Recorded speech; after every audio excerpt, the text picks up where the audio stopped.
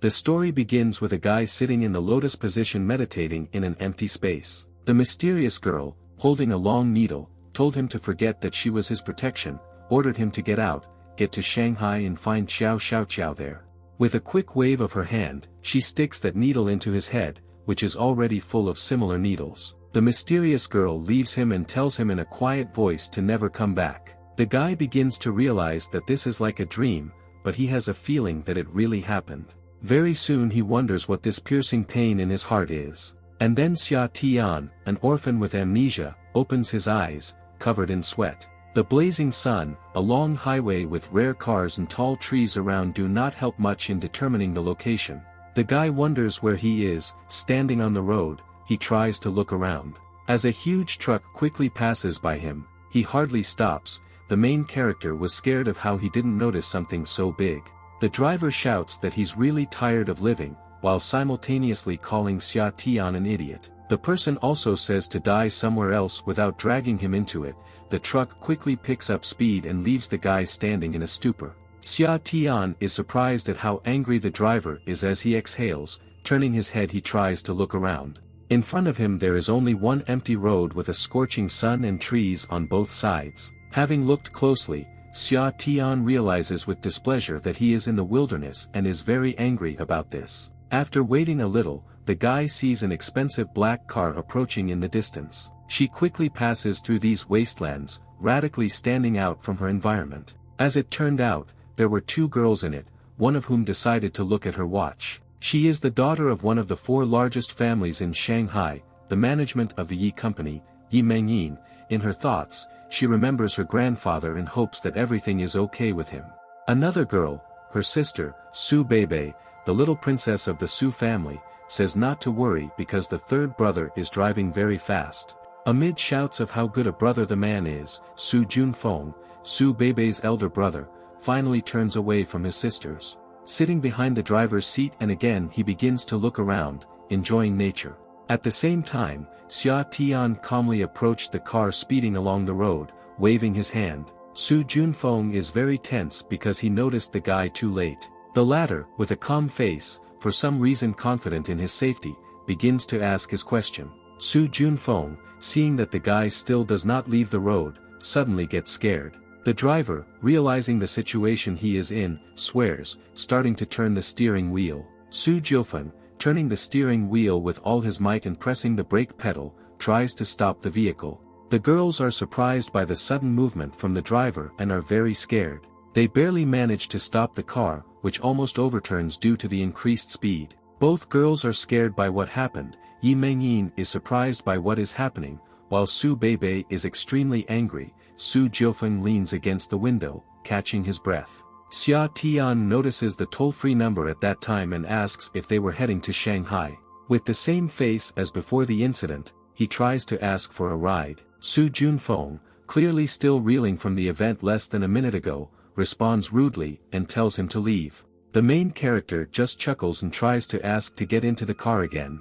These actions infuriate the man, who shouts that he is looking for a fight. Tapping on the glass, Yi Mengyin tells Su Junfeng to calm down and let him into the salon. Anyway, they are going along the way. Su Junfeng tries to speak out, but she does not accept objections and says that she does not want to waste any more time. The driver says that the main character is lucky and gestures for him to sit down. Xia Tian sat down in the salon with a smiling face and thanked Su Junfeng. Su Junfeng tried to press the gas pedal because the guy had already sat down. He also warned Xia Tian to buckle up if he doesn't want to die soon. The guy is clearly perplexed by the unfamiliar word and asks what kind of belt it is. Princess Su, reclining comfortably in the back seat, points him to the device. The main character looks in the indicated direction and is surprised by something new to him. Xia Tian stretches the ribbon over her shoulder and fastens the belt in a special box. The sister exhales mockingly and asks the main character, calling him a hillbilly, if this is his first time in the car. Xia Tian turns around and says that he is not a hillbilly and says his name. The sister is surprised to hear the name for the first time and calls it strange. Nevertheless, she quickly asks why he should go to Shanghai. The guy replies that he needs to find Xiao Xiao, whom he saw in his dream. Suddenly, Su Junfeng, sitting in the front seat, was very surprised when he heard the name. Yi Mengyin is also surprised when he hears the name, looking up from the landscape outside the window. Su Beibei, who is talking to him, is also surprised by this name, frowning deeply. Here the latter begins to whisper with Yi Mengyin, if there is anyone else with this name in Shanghai. The girl, after thinking a little, silently shakes her head in disagreement. Su Beibei wonders how that monster can know such a thick-headed guy. Hearing an insult directed at himself, the main character is greatly offended and repeats his name again. He also explains how it is written.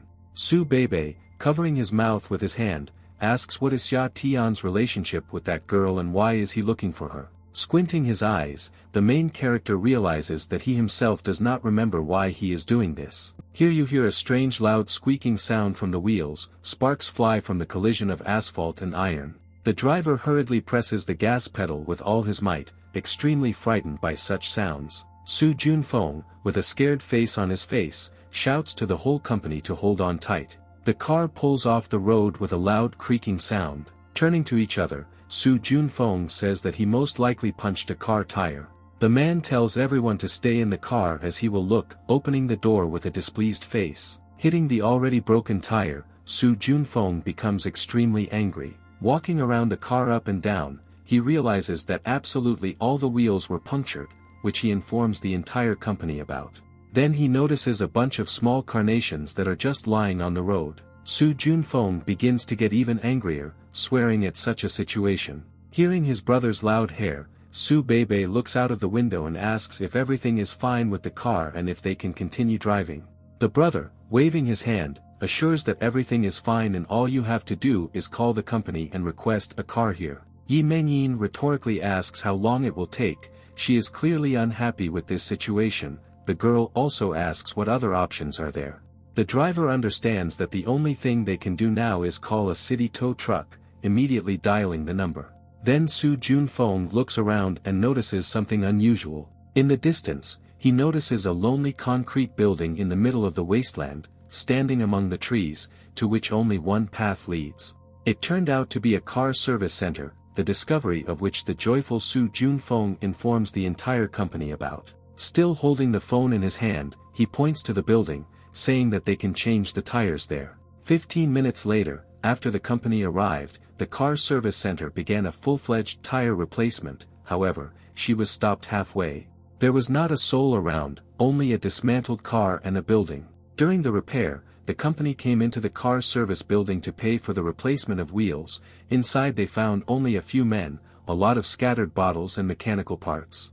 The company has already begun to guess that this was a scam. Since this place is definitely not suitable for such services, the entire team except the main character stared angrily at the two men in the car service. The two men looked at each other and smiled wickedly. Su Beibei began to call Yi Mengyin, gently pulling the edge of her sleeve. Princess Su angrily said that most likely it was all a setup, such coincidences cannot exist, after which she chuckled furiously. Yi Mengyin was also not in the best mood, but she didn't care. As long as they could change the tires, she was willing to pay. How the door suddenly opens. 3 grown men burst in with iron pipes, clearly used as weapons. The gang leader mockingly exclaimed whether the company had been waiting for his arrival. Su Junfeng squinted his eyes with an angry expression and asked what they were planning. He said that he was not his target. As long as he and Miss Su did not interfere, he would not touch them. However, if they decide to intervene, they will suffer. Su Junfeng covered the girls with both hands. One of them was clearly scared while the other stood with an angry expression on her face. Su Beibei decided to hide behind her sister out of fear. Yi Mengyin asked the men with an angry expression who their customer was. They, having already prepared for battle and taken up their weapons, said that why was she asking if she knew that she would not receive an answer. With a distorted face, their leader simply said to help. At that time, his gaze was directed at the ribbon on Yi Mengyin's chest. He promised to return them safe and sound when everything was over. Yi Mengyin embarrassedly covered the place where their gaze was directed. The comrades of that gang began to chuckle, and their leader said that they would do what they promised only when his friends were satisfied and he did not mind if they stayed with them for a few days. Yi Mengyin clearly began to worry, calling the gang insolent. Su Beibei shouted that her brother had a black belt in Taekwondo, briefly emerging from the back of said sister. And the head only sarcastically replied that he was so scared. Turning around, he waved his hand and told his comrades to finish them off. The whole gang with furious faces shouted, "Attack!" Crouching down, Su Junfeng prepared for a fight as the gang began to run towards him. Bent over even more, Su Junfeng tried to make a desperate push. However, he almost immediately received an iron pipe to the back of his head. From such an action he screamed and his eyes rolled back from a state of shock. Very soon, Su Junfeng fell unconscious, which the gang decided to take advantage of. The gang decided to finish off the victim, having already swung a pipe at him. Both girls were seriously scared as they shouted the name of their dear friend, Su Junfeng. However, he very quickly regained consciousness, only uttering a muffled groan. Then the leader of the gang decided to approach the girls, who were scared for their friend's condition. Having already extended his hands, he sarcastically said to give up desperate attempts and go have fun at his house. And then his hand was grabbed by Xia Tian, whom no one took into account from the very beginning. He asked with a satisfied face if he could take Yi Mengin's place. Surprised by Xia Tian's strength, the gang leader finally noticed his presence. He swore and said that he was facing death. I try to throw off his hand. He realized that he is weaker than Xia Tian and tensed. Xia Tian, with an innocent face, only said that what he was doing was illegal and that he should apologize. Meanwhile, the guy decided to grab his hand even harder, which is why it began to tremble. Lifting her up into an awkward position, Xia Tian only grinned. The gang leader began to scream even more. He cursed the main character, and also began to threaten him. Xia Tian decided to react to the insult in his own way. He decided to give him a so-called gift. Stretching his arm back and swinging, he hit the gang leader in the solar plexus. He clearly didn't expect this and couldn't even control his groan from pain. 10 minutes later, beaten, he lay on his knees in front of the main character, writhing in pain. Xia Tian just stood there with a wide smile while the man complained about how much pain he was in. The rest of the gang was frightened by the strength of the main character and threw away their weapons. Now, with grimaced faces, they just waved their hands and said that they had nothing to do with it. One of them even went to repair the car, which he successfully reported with a nervous smile on his face. At that time, Xia Tian was only trying to raise Su Junfeng, who had been unconscious for a long time. The guy thanked the person who fixed the car and said that it would have been easier if they had done it right away. The two girls were clearly surprised by the strength of the guy who was not taken into account at the beginning. After lifting Su Junfeng and placing him on his shoulder, he turned to the ladies and said that he was ready to go. Su Beibei pulled Yi Mengin's sleeve again, telling her to go, as she wanted to get out of there as soon as possible. Yi Mengin, barely out of her stupor, agreed to the proposal. Thus, the entire company, together with the still unconscious Su Junfeng, was about to leave the building. The gang leader was still lying on the floor and tearfully thanked Xia Tian and asked Yi Mengin for forgiveness. He also promised to never bother her again. Yi Mengin starts the car, and the company finally moves on. Having already calmed down, Su Beibei asks Yi Mengin about her opinion about the instigator of this attack. She has no idea who could do this and leaves this question for later, shaking her head. Softening her face, the girl thanks Xia Tian for his help, as she was afraid of what might have happened if he had not been there. The guy with an embarrassed face said not to thank him, he just wanted Yi Mengin not to get hurt. Yi Mengin was very irritated by the disinterested answer, thinking that he was an extremely strange person. Closing her eyes, she tells him to name the price of salvation. Xia Tian chuckles and says that he just wants to be taken to Shanghai University. Su Beibei is extremely surprised by his request, as she believes that she is too young to be saved and is extremely worried. Xia Tian just rubbed his nose with his finger and said that this is really true because this is the only thing he remembers. Su Beibei whispers in Yi Mengin's ear that Xia Tian might actually know Qiao Xiaoqiao since he knows about Shanghai University. 40 minutes later the car arrives at its destination. She stops at the entrance to the arch. The main character is thrown out of the car and he looks around. Here Yi Mengin hands him a business card and says that if he needs anything, he can always call her. Xia Tian takes the card, looking at it, and also thanks Yi Mengin. She waves goodbye. The main character passes through the arch and heads towards the university. At the same time, Su Beibei asks Yi Mengin why she didn't tell him about the university holidays, due to which he cannot see Qiao Xiaoqiao. Yi Mengin only grinned and brought her hand to her mouth and said that it was not her responsibility to take care of his problems. Pressing the gas pedal, Yi Mengin decides to go further to the hospital. 5 minutes later, Xia Tian arrives at the university door. There is a note saying that summer holidays begin on the 1st of August for both students and university staff. Xia Tian exclaims with a frown that it will be even harder for him to find Xiao Xiaoqiao. He also wonders who Xiao Xiaoqiao is. Suddenly a shout is heard from a shop nearby. Someone is clearly dissatisfied with the shop owner and orders him to leave. Xia Tian takes notice of what is happening and decides to approach. Meanwhile, a certain girl passes by him.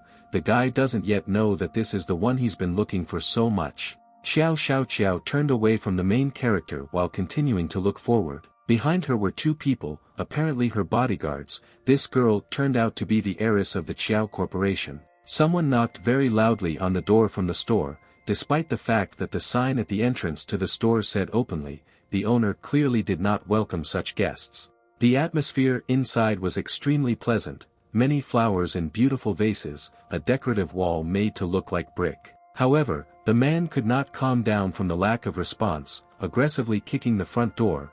He ordered Sun Xingxing to open the door and go out. The man clearly did not suit this place, looking like some kind of bandit. He was sure the owner was inside. Xia Tian also decided not to stand aside and approached the source of the sound. The crowd that came to the noise was clearly familiar with the newcomer. However, they were far from happy with his presence. In a rage, the man broke the vase with flowers by stepping on it with his foot. Sharp fragments lay on the asphalt, and water from the vase spread everywhere. The man was furious. He began to threaten Sun Xingxing that if she didn't come out now, he would destroy the entire store.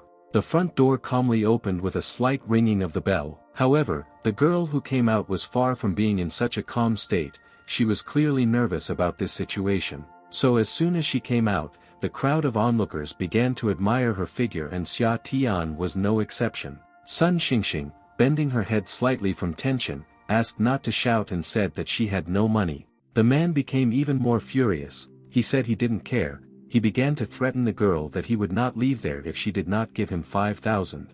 The girl screamed in despair that she didn't earn that much money. How can she give them to him if she doesn't have them? But the man clearly didn't care whether she had that amount or not. He pushed the girl to the floor and said that she should not have contacted him, telling her to give the money right away. Xia Tian was clearly angry about this situation.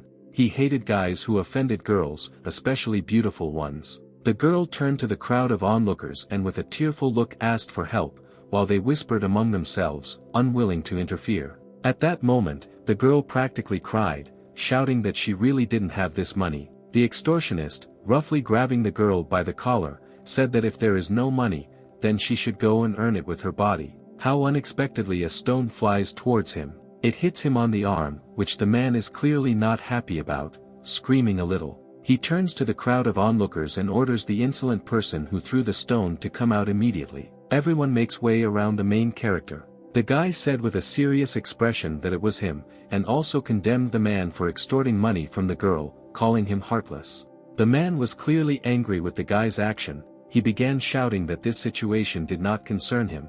Already swinging his leg at the main character, he ordered him to leave. Xia Tian ducked down and easily avoided this attack. The guy, without thinking twice, decided to counterattack, kicking him in the jaw. And he hit him so hard that the poor guy ended up on the opposite side of the store. Rubbing the bruise, the extortionist was clearly frightened by the strength of the protagonist. Trembling, he blamed the girl for finding the man who helped her. The girl herself was still lying on the floor with tears in her eyes when Xia Tian stood in front of her with a satisfied smile. The extortionist decided to quickly retreat, while promising to meet with the main character again. Already here Xia Tian realized that there would be a problem if he suddenly decided to return. However, he did not regret his action. The girl stood up, wiping her tears, and thanked the main character. The guy said not to worry and that he was happy that the man got what he deserved. Looking around, he said that he was not a student, but he wanted to find one. Sun Xingxing was clearly interested in this matter. Wanting to thank her savior, she asked about the appearance and name of the person she was looking for. Xia Tian giggled happily, calling Xiao Xiaoqiao and asking how he could find her. Sun Xingxing thought that this was another Qiao admirer, misunderstanding the situation. The girl replied with pity that if he wanted to see her, he would have to wait until the university opened next month. The main character was clearly upset about this situation because he didn't want to wait that long. Sun Xingxing tried to cheer him up by saying that if this is destined by fate, sooner or later they will definitely meet. Xia Tian clearly thought about the meaning of this word, and looked up with a thoughtful face. There the guy saw only the scorching sun and a flock of birds, clearly lost in his thoughts. As soon as Xia Tian came to his senses, he asked the girl why the man demanded money. Still clearly not over the situation, with tears in her eyes, Sun Xingxing said that his name was Zhang Dazhu and, unfortunately, they were engaged families. However, after moving to the city, he became interested in gambling. As the excitement became greater, the debts accumulated, then the girl's mother was disappointed that they were married. As a result, the girl's family returned 300,000 yuan to his family, but this was not enough for her ex-husband. The girl explained that later he came to demand money from her, because he believed that it was supposedly her responsibility. At that time, the girl looked sadly at the broken vase of roses. The main character clearly did not expect this and was extremely surprised, asking if she really just gave him that money. Turning to his side, Sun Xingxing said that she had no choice. With a counter-question, Xia Tian asked if she could call the police. Putting her hand to her head, the girl said that this would cause even more problems, since any fuss would affect her family. However, Sun Xingxing quickly perked up and said that there was no need to chat in vain. Inviting the main character to come in and take a break, he agreed with a joyful smile and said that he would help remove the broken vases of flowers. Sun Xingxing agrees to his help, then Xia Tian notices an advertisement for a flower delivery worker. Xia Tian asks if he can try. The girl turned around to understand what the situation was about. With a satisfied smile, Xia Tian shows the advertisement and says that he wants to apply for this position. Sun Xingxing clearly did not expect this situation. The guy begins to list the advantages of being there. Firstly, he will be able to stay here until the university opens, and secondly, he will even be able to protect the girl from that man if he comes to create problems again. 3 days later the weather was extremely bad, thunder sounded and a thunderstorm could be seen outside. This weather simply could not help but be accompanied by rain. At that time, Xia Tian was sleeping peacefully on his bed in his new residence. While he snored them, he had a wonderful dream. The situation was extremely interesting. There were cherry blossoms in the fog all around, bright rays of light making their way through the branches of the tree. As soon as Xia Tian turned around, he noticed something unusual. He opened his eyes wide and realized it was her. The girl was standing under a tree, while the rays of the sun were directed at her. She held a sword in her hands. The curls of her hair were developing beautifully. While Xia Tian watched in fascination at this scene, she took out her sword. With extremely fast movements, she cut all the falling petals into two in just a couple of strokes. Seeing her skill, the guy thought that this girl was extremely cute. Suddenly the girl was engulfed in a sea of petals. A few moments later, the girl seemed to disappear into those petals. Xia Tian desperately asked her not to leave. Then suddenly he opened his eyes. He was clearly surprised by this awakening. Choking after what happened, the guy looked around. Everything around was as quiet as before. The rain outside the window continued to pour while the beautiful flowers mesmerized with their beauty. Rising from the bed, the main character wondered who this girl was and why she appeared in his dream. Having risen, he approached the exit to the store, intending to take a walk. Exhaling, Xia Tian decided to calm himself down, thinking that as soon as he found Xiao Xiao, he would understand everything. Looking up, he just wondered where she could be. The rain still did not stop. The main character decided to listen to the sound of drops. Meanwhile, even despite the bad weather that day, a group of people gathered at the cemetery. Placing a bouquet of flowers on the grave, the girl bent her knees and called out to her grandfather. Xiao, with a tear-stained face, asked if her grandfather didn't want to see her anymore.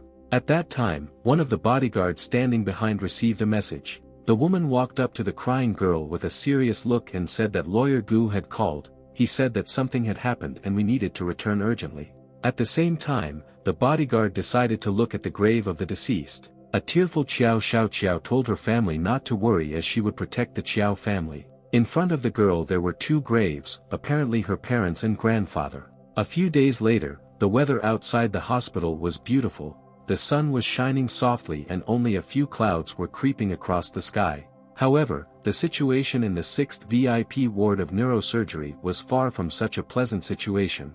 One elderly man lay unconscious on a bed within 4. Next to him were his vital signs. The old man was sleeping peacefully and, fortunately, they were stable. Her granddaughter Yi Mengyin was sitting next to him, looking at the man's condition with excitement on her face. A little further away was Lu Yunman, head of the neurosurgery department of Shanghai Hospital. Lu Yunman assured the girl that there was no need to worry, since her hospital had already hired the best specialist in the world to examine her grandfather.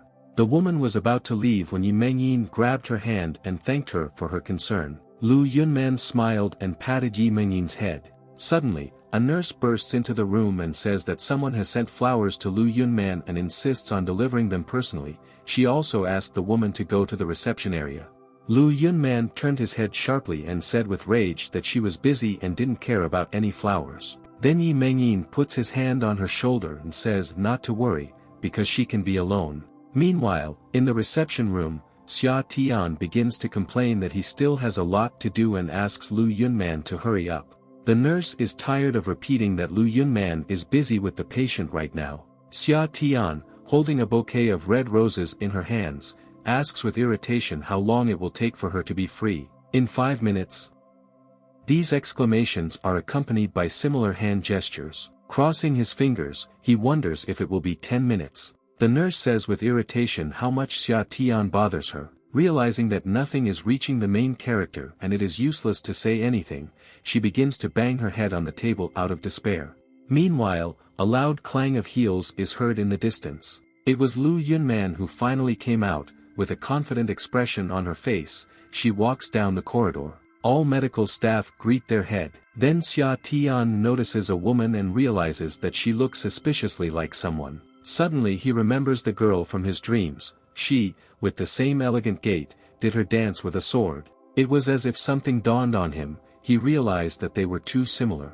Approaching the main character, Lu Yunman furiously snatched a bouquet of flowers while Xia Tian was still standing in a stupor. There was a business card in the bouquet of flowers. It said in gentle words that this bouquet of flowers was for his love. From the business card, Lu Yunman realized that the sender was Gao Mingyang, and was clearly not happy with this outcome of events. Angrily, she threw the bouquet into the nearest trash can, not wanting to have anything to do with this person. Lu Yunman wailed with irritation. She was clearly fed up with this man's actions. Then Lu Yunman felt a bright pain in her head. The pain was clearly not pleasant, as she immediately felt dizzy. The woman was clearly in difficulty as she could barely stand on her feet. Putting her hand to her head and closing her eyes, she said how much it hurt her. Xia Tian was clearly surprised by this outcome of events, sensing something was wrong. With a quick movement, he grabbed her hand. Lu Yunman, not expecting such a sudden movement, asked the main character what he was doing.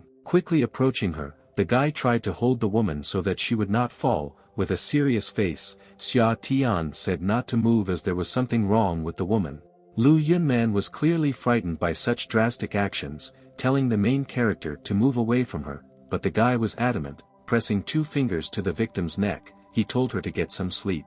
With a sharp movement, he knocked out the woman. The woman began to fall with a groan, feeling that her pain was going away. She peacefully closed her eyes and fell asleep. All the medical staff immediately ran up to support the nurse. This was clearly not an isolated incident, since everyone was extremely worried. Xia Tian himself was surprised at his strength. He had no idea that he knew how to use acupuncture.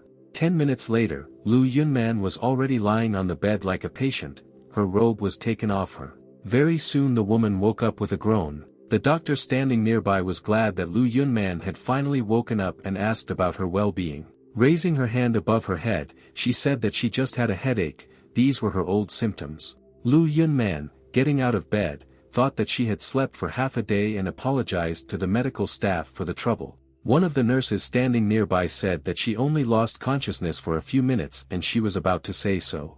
At the same time, another nurse standing nearby hit her colleague on the shoulder, clearly afraid that she had said something wrong. Turning her head sharply, Lu Yunman was extremely surprised by this news. Closing her eyes, she began to remember the events before she lost consciousness. Lu Yunman began to remember how someone took her pulse. Remembering the face of the main character, she realized that it was he who was the culprit of these events. Sharply opening her eyes, Lu Yunman cried out that it was him. Grabbing the nurse's chin, she furiously asked where the guy who delivered the flowers was. She said that he had left a long time ago. Lu Yunman then asked what about the flowers. Surprised, the nurse said they should still be in the trash. At the same time, Xia Tian, still in a stupor, looked at his palm. Xia Tian desperately tried to remember if he had any martial arts skills. He even began to think that he was an older brother who was kicked out for stealing his dear sister. He even admitted that he was some kind of martial arts master.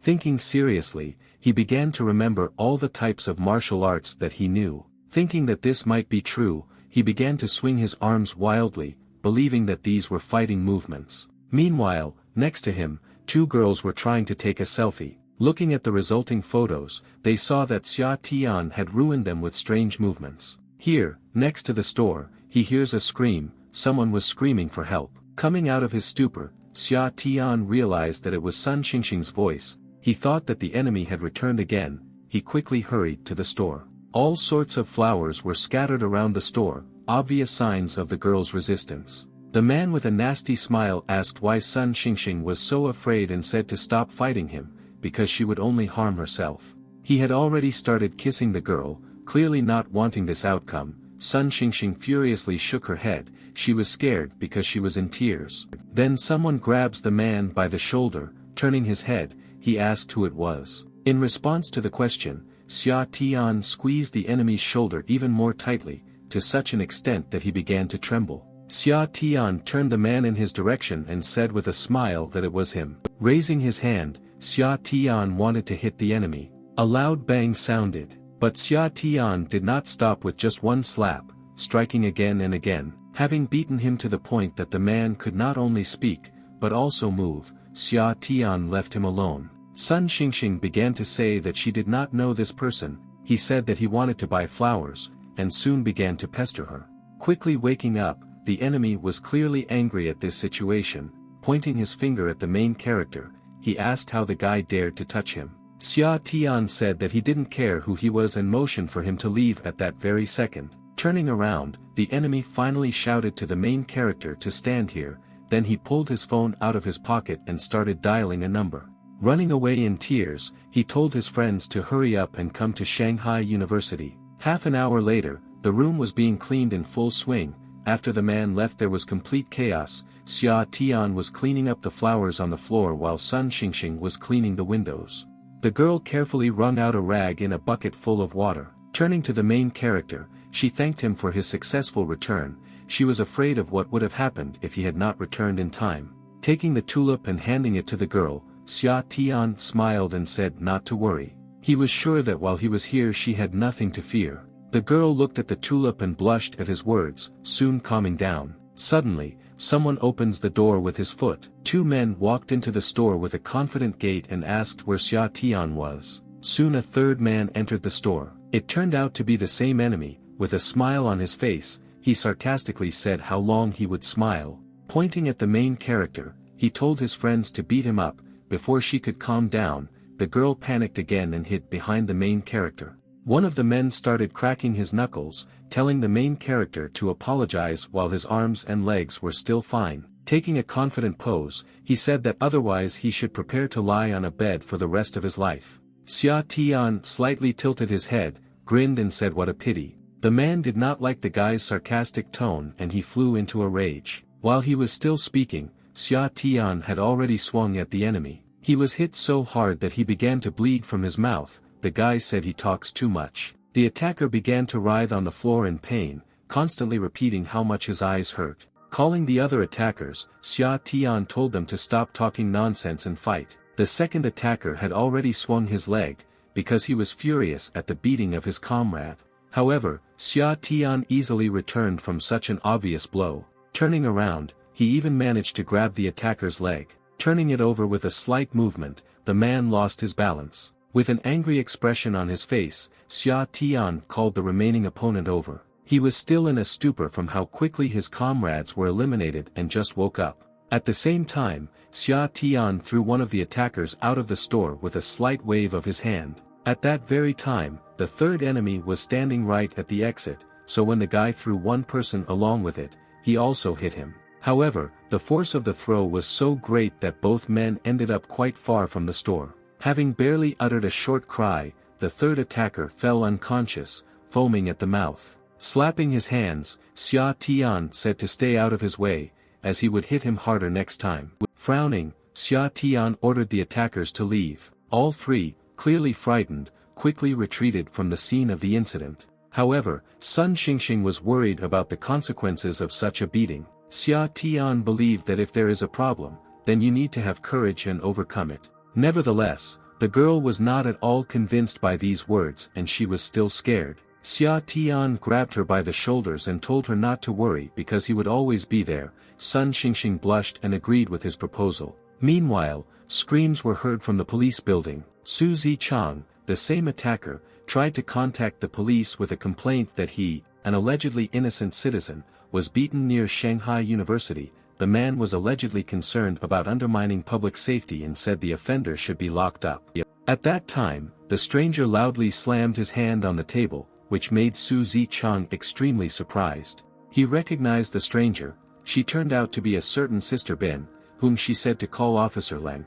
She is the head of the 6th Police Department of the Qinghai District. Su Zichang, clearly afraid of the girl, agreed and corrected his attitude. Leng Bingbing pointed at Su Zichang's bandaged hand and exclaimed that he must be seriously injured.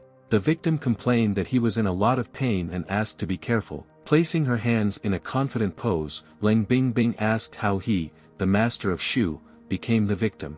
She picked up a stack of paper with a pen, and put the pen itself behind her ear. She closed her eyes and asked if he had a fight with anyone. The victim began to tell how he was beaten while Leng Bingbing wrote down all the details of what happened. Su Zichang began to complain that Xia Tian could be dangerous to society and perhaps even a maniac. Realizing that the man was clearly exaggerating, she waved her hand and asked if he knew about the consequences of false testimony. Almost without calling the officer sister again, Su Zichang said that this was the absolute truth. He began to talk further about the details of what happened, but Leng Bingbing pressed her finger to her lips, ordering him to remain silent with a gesture. The woman nearby told the policeman to bring her the main character. 20 minutes later the guy was already sitting in the criminal department. He was already handcuffed and presented to the officer. The police officers who brought the guy reported to the officer that the order had been successfully executed. Deciding to act first, Su Zichang pointed his bandaged hand at the main character and said that the police should punish him. Approaching the guy with a sarcastic smile, he boasted of his connections and said that he would soon be finished. Grinning, Xia Tian asked if his subordinates had given him something. The man, clearly not understanding what Xia Tian was talking about, asked in bewilderment what he meant. Here, with sharp movements, Xia Tian kicked the man in the solar plexus, saying that he warned that if he saw the man again, he would beat him. The man did not expect such an attack and did not have time to react. Meanwhile, Xia Tian had already swung his leg. With a quick movement, Xia Tian hit the man so hard that he was sent flying to the other side of the room. At that same second, the man fell unconscious, still convulsing. Leng Bingbing immediately raised her weapon at the protagonist and told him to stop his actions. Xia Tian chuckled and said that he didn't even use his hands. Waving to the other police officers, she ordered him to be put on the ground. 10 minutes later, Su Junfeng learned that the one who beat Qi Chang was Xia Tian. He was sitting in the car with Yi Mengyin, who was extremely surprised by the news. Su Junfeng then talked to an unknown person. He asked to bring the guy to him as soon as possible. Looking out the window, Su Junfeng said that this guy couldn't go a day without causing them any trouble. Yi Mengyin was extremely surprised by this situation, not believing that he could do this. Meanwhile, the main character was taken to the interrogation room. Slamming a stack of heavy papers on the table, Leng Bingbing began her accusation. She calmly explained that if Su Zichang was harassing his friend, then he had the right to defend himself, but what the guy did here was a public insult and a violation of the law. The hero with a dissatisfied face said that he was just trying to raise a crazy dog. Leng Bingbing also said that he did not have any information about his identity, to which Xia Tian shook his head in bewilderment and said that he had amnesia and did not remember anything. With a counteroffer, he asked the officer to find someone who would confirm his identity. Leng Bingbing asked who he meant. The main characters began to say the name with a smile, but were interrupted. A policeman entering the interrogation room reports the situation. He approached the officer and said that Qi Chang had withdrawn the statement. which the first one was extremely surprised by. An hour later, Yi Mengyin and Su Junfeng stood at the entrance to the police station. At the same time, Qi Chang was released and was about to leave with an angry expression on his face. Leng Bingbing started talking to Su Junfeng. She complained that Su Zichang was no longer a small child, but she was still causing trouble. Su Junfeng, embarrassed, says that he will teach him a lesson for causing trouble and suggests that they go to the pub for a drink sometime. Leng Bingbing thanked her for the offer, but refused it. After that, she started talking about the main character. Yi Mengyin intervenes and says that what happened today was just a misunderstanding. Here the guy is her friend, but he doesn't usually act like that. However, Leng Bingbing puts his hand on Yi Mengyin's shoulder and tells her not to worry, because she will understand the person Yi Mengyin is standing up for. And then Xia Tian leaves the room with a calm smile. Yi Mengyin happily waves at him in greeting. However, Leng Bingbing was thinking about something with a serious face. Xia Tian notices Yi Mengyin and is surprised by her appearance. Yi Mengyin approaches the main character and offers to go somewhere and talk. Leng Bingbing turns back to the building. Entering it, she waves goodbye. On the way, Yi Mengyin asks why, even though Xia Tian was in trouble, he didn't call her. A little distance from the company, Su Junfeng stopped Chu Zichang and began to scold him. Looking at what was happening, the main character with an angry face asked why she came for Qi Zichang. Who is he for her, because in his opinion he deserves a blow.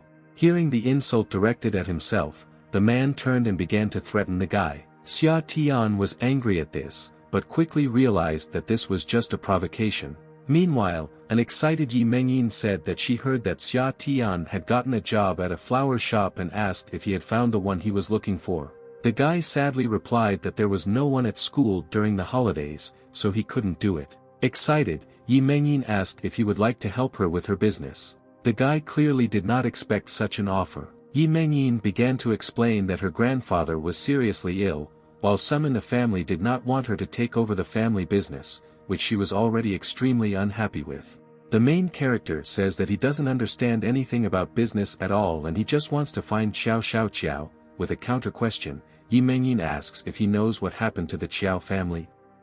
Xia Tian had no idea what was going on there. Yi Mengyin explains that Elder Qiao, who is Qiao Xiaoqiao's grandfather, has just passed away and now the family is in chaos. Xia Tian did not expect this, but still asks where she is, since he is ready to look for her at that very second. Shyly closing her eyes, Yi Mengyin says that she can help him, but does not promise that Qiao Xiaoqiao will meet him. Meanwhile, the situation at Qiao Corporation is tense. The conference room is guarded by 2 security guards. Apparently such important interviews cannot but take place with open doors.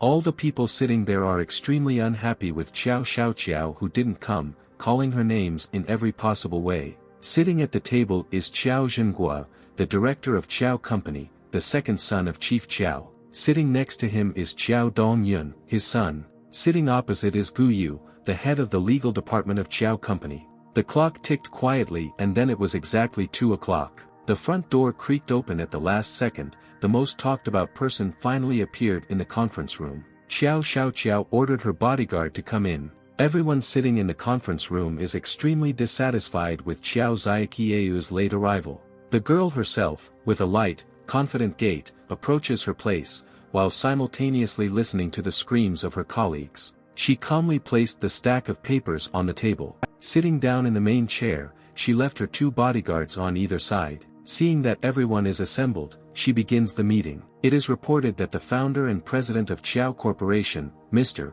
Qiao Tianyu, passed away from illness a few days ago.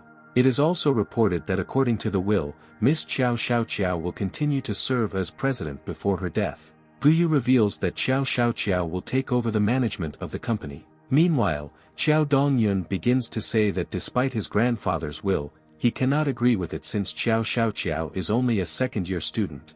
With a grin on his face, he says that he does not believe that she can manage the entire company. Hearing this address to Qiao Xiaoqiao, he said that he could show his abilities to Qiao Dongyun without any problems. Qiao Xiaoqiao calls Funner, to which the girl provides all her colleagues with the recordings of the report. Handing out pieces of paper, Qiao Xiaoqiao says that this analytical report is a production financial report of the company. Guyu says that the new president has prepared a 5-year report and asks her colleagues to take a look at it. Many are surprised at such amazing speed.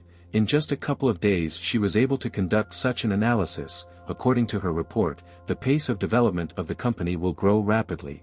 Qiao Zhenghua says that Qiao Shaoqiao understands what is happening, and as her second uncle, he feels inferior. He soon remembers that his older brother and daughter-in-law died early, because if they were alive, they would definitely be happy with Qiao Shaoqiao. Qiao Shaoqiao also plunges into nostalgia and remembers her already deceased parents. Qiao Zhenghua said that he had been observing her father's business for many years and had gained some experience. He also says that he supports her.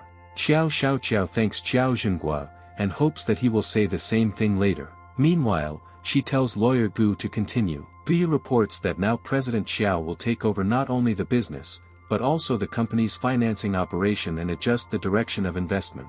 Immediately Qiao Zhenghua furiously shouts that Qiao Shaoqiao does not have such rights because everyone here has their own share and she cannot decide for everyone. Qiao Dongyun also bursts into the conversation and says that even if grandfather gave Qiao Shaoqiao his share, she will only have 50% of the shares, which does not give her the right to decide everything.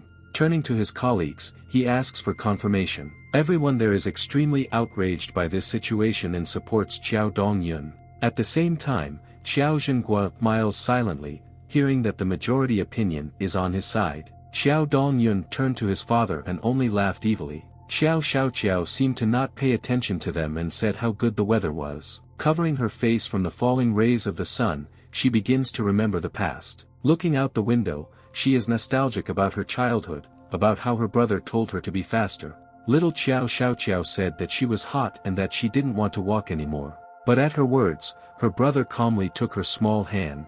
Not out of anger, calling her stupid, he says that he will help her. Smiling in her thoughts, she wonders where he could be now. Then the door suddenly opens and another person enters the conference room. This person turned out to be Qiao Shaoqiao's brother. He addresses everyone sitting in the conference room and says that this is wrong and she still has an additional 5% of shares. Qiao Zhenghua and his son turn to the newcomer, clearly not expecting his arrival. Smiling softly, brother Qiao Shaoqiao says that he is not even surprised that they forgot about him, and even though he, Qiao Donghai, does not participate in the family business, he owned 5% of the shares.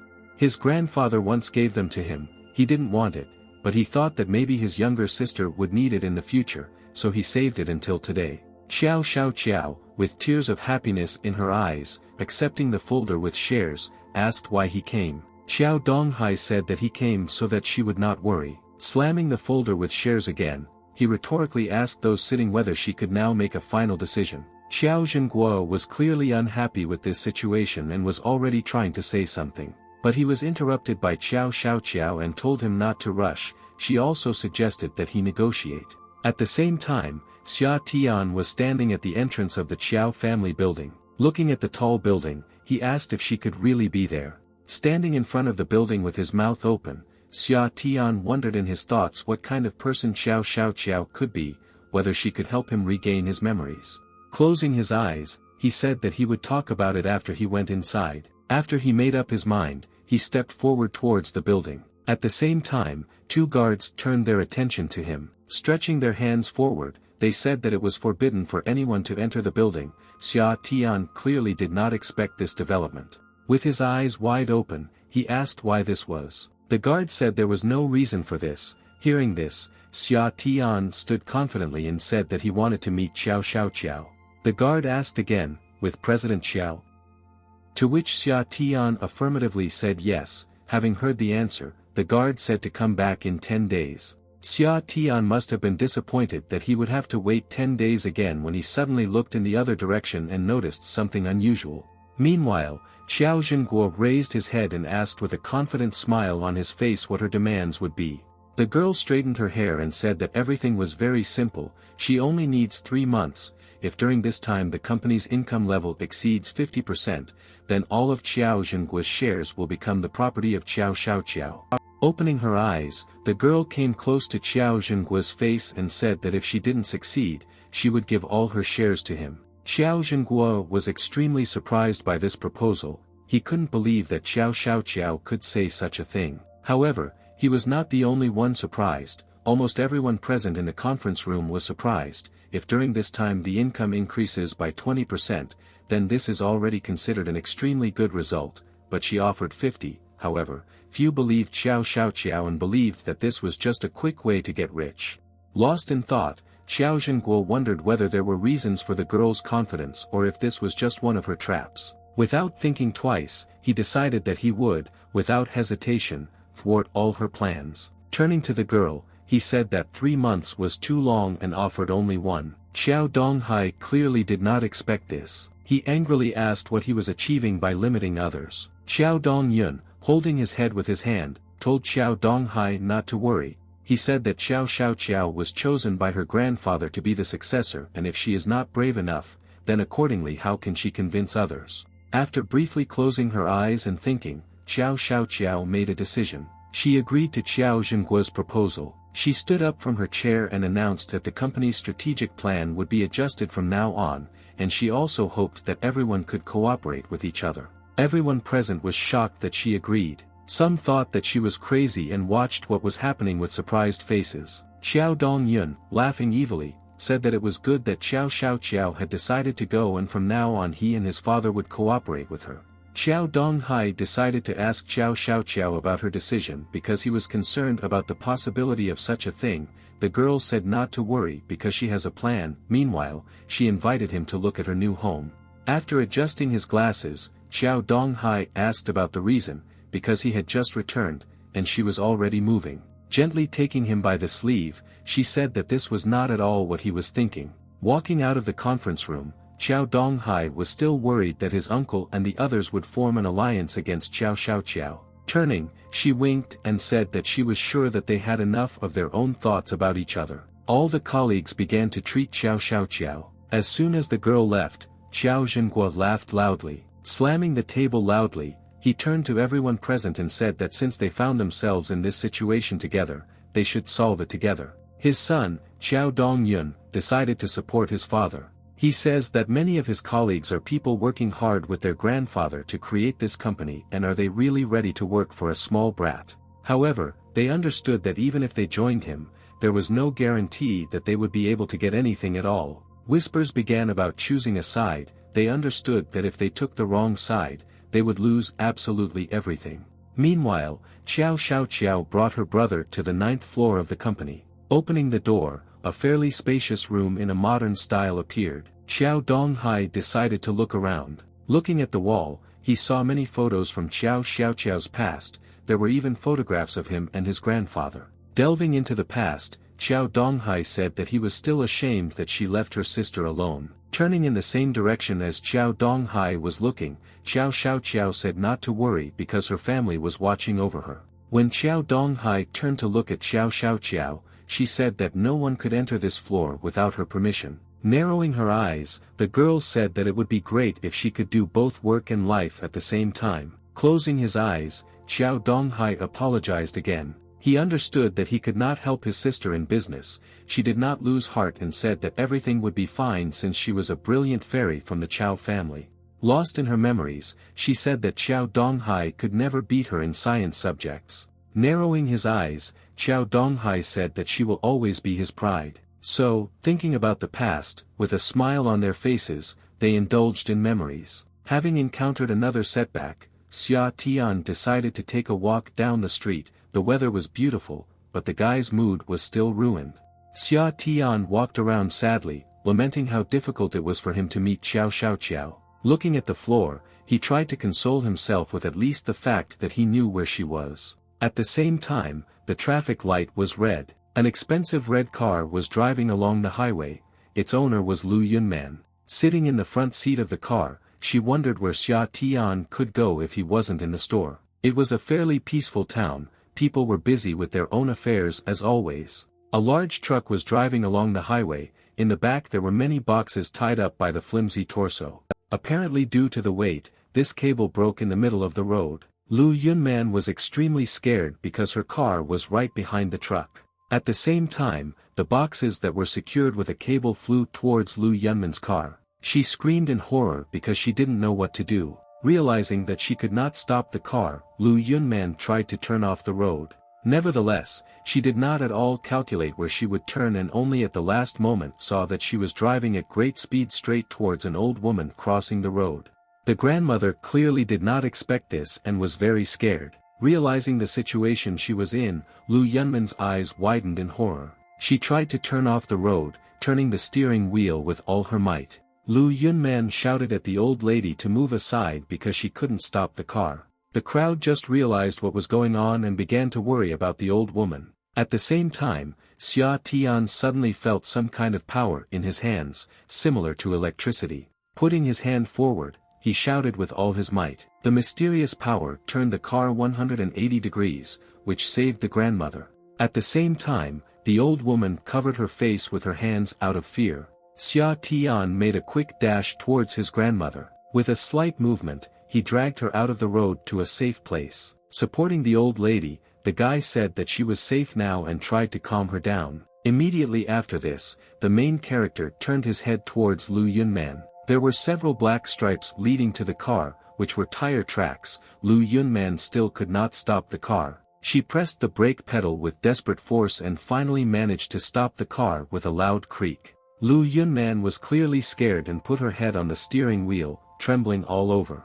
Xia Tian walked up to the car and knocked on the driver's window. The guy asked if everything was okay, watching the woman. The girl clenched her teeth and closed her eyes in fear, still not believing what was happening. Finally waking up from her worries, she turned her head in the direction of the main character. Hearing a familiar voice, she asked if he was Xia Tian. Xia Tian only now saw the driver and was surprised by the familiar face. Bending down a little so that their eye levels matched, Xia Tian said that this was an incredible coincidence. Lu Yunman opened the door for the main character and said that this was not a coincidence at all and she was really looking for him. Immediately Xia Tian sensed something was wrong and asked how she knew his name and why she needed him. Lu Yunman replied that this is a matter of life and death and we need to hurry, while inviting her to the salon. A few hours later, Lu Yunman brought the protagonist to the suburbs, where there were spacious fields and a pleasant atmosphere. Getting out of the car, Xia Tian asked what this place was. Looking around, Xia Tian exclaimed how many sunflowers there are. And indeed, literally nearby there was a huge field of sunflowers that looked just like the sun. Coming closer, Xia Tian saw a mysterious sign. It was written on it that hearts, like flowers, crave fun. Xia Tian repeated the same phrase. Lu Yunman, looking at the guy, asked if he knew what this phrase meant. Xia Tian, who was walking a little ahead, heard such a question and turned to the girl with an incomprehensible expression on his face. Lu Yunman said that these were all the souls of the fallen members of the Lu family. Xia Tian opened his eyes wide in surprise, asking if this was really the case. The guy was extremely scared and asked if there were corpses buried right under the flowers. Tears appeared in the woman's eyes. She told the main character to think. In her opinion, some people are cursed at birth, and no matter how hard they try, their fate cannot be avoided. Xia Tian, still not understanding the meaning of the woman's words, asked what she was talking about. Closing her eyes, the woman began to tell that it all started with the ancestors of her family. She said that all the blood-bound members began to suffer from a previously unknown disease and could not live more than 40 years. Clearly unable to contain her emotions, the woman practically burst into tears in front of the protagonist's eyes. She said that her father passed away when he was only 30. Lu Yunman said that at that moment she realized that she only had 2 years to live. Xia Tian was clearly surprised by this news. With bewilderment, the guy asked her what kind of disease this was. Turning her head, Lu Yunman said that she was hereditary and neither psychology nor science could give clear results. Here Xia Tian was surprised, because Lu Yunman was also a doctor. The woman said that she became a doctor precisely for this purpose. However, it did not help. She still could not change the fate of the family and all the results were fruitless. The woman was ready to give up when she met the main character. The guy asked in bewilderment what it all meant. Grabbing the guy by the hand, Lu Yunman said that he was her last hope and asked for help. Xia Tian was clearly embarrassed by this request, saying that he was just delivering flowers. He tried to refuse to participate in this adventure. Nevertheless, the woman did not let go of his hand. She said she knew how special he was and she saw what happened then with her own eyes. Here you can hear distant clapping of hands. Some man was clearly amused by this situation.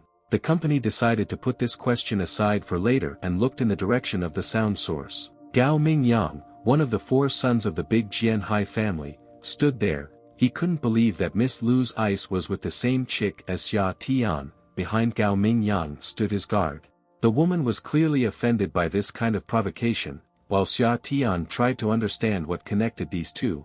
Gao Mingyang said not to speak to him in such a tone, because he was here to protect her from the vile liar. Lu Yunman clearly did not understand what Gao Mingyang was talking about. The man turned towards the main character and asked if he was wrong and with whom she was hugging now. Lu Yunman clearly did not expect that the conversations would also affect Xia Tian. She opened her eyes wide in disbelief. Only now the woman realized that she was too close to the main character and quickly moved away from him. She embarrassedly said that this did not concern the man at all. Gao Mingyang, turning his back to the company, said that he had repeatedly told Lu Yunman to be a good girl and follow him. Raising his hand to his mouth, he began to brag about his family's finances, saying that if they were together, he would be able to hire any doctor.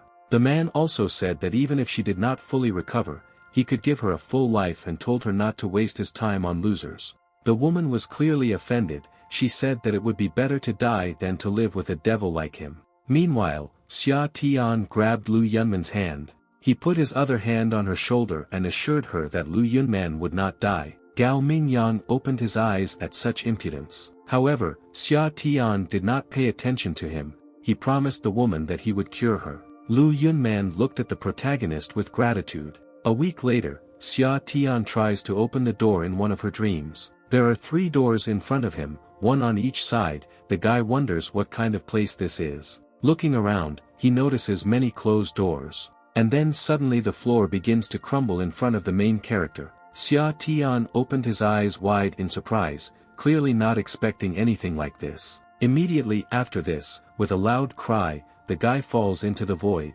At the same moment, someone snaps their fingers. The man tells the main character to wake up. Xia Tian suddenly opens her eyes with a look of horror on her face. He hasn't woken up from sleep yet. After catching her breath, Xia Tian tries to get up from the sofa. In front of him was Fang Jun, a psychologist who specialized in hypnosis. The man asked the guy how it went and if there was any progress. Xia Tian took the photo thoughtfully. The photo was of Qiao Xiaoqiao. The guy replied that he still couldn't remember anything. Fang Jun shook his head and said that was enough for today. However, Xia Tian did not want to let the psychologist go. He said that he could withstand the session again. Bent down, Xia Tian begged the psychologist while he got up from the sofa. Fang Jun refused. He said that according to the rules today they can no longer do this. Xia Tian desperately grabbed the psychologist's hand, even letting go of Qiao Xiaoqiao's photo. Trembling, Xia Tian said that he had no other options.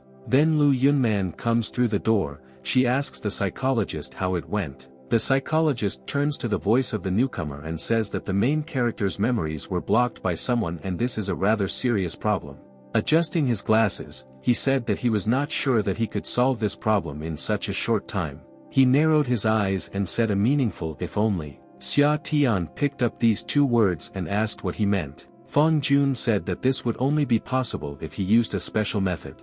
That day it was a calm night. The full moon was in the sky and the stars were shining here and there. On such a peaceful night, Qiao Donghai brought a rack of food to the 9th floor of the Qiao family building.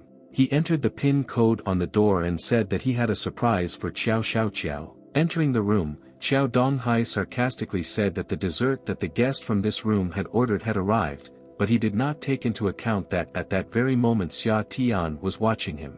Looking around, Qiao Donghai once again said that he was coming. Calling his sister and walking a few more steps, he said that this was her favorite pudding.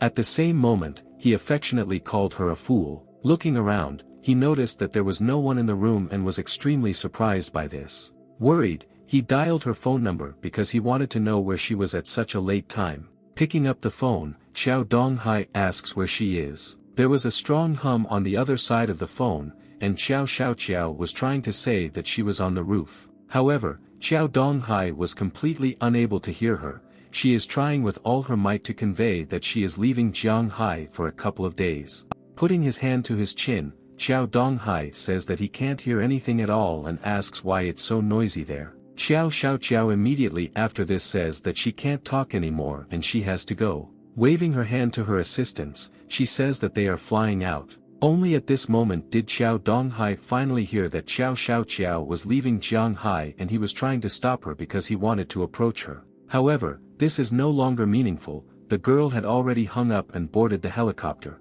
5 minutes later, the door to the same room opens again. Xia Tian sneaks up and says that since someone ran away in a hurry, it means Xiao Xiaoqiao has already left. However, Xia Tian is happy about this situation, since memory loss has greatly limited him and the ability to calmly walk around Xiao Xiaoqiao's room can pay dividends. Looking around the room, Xia Tian sees a table with many bowls, glasses, as well as a lone bottle of wine.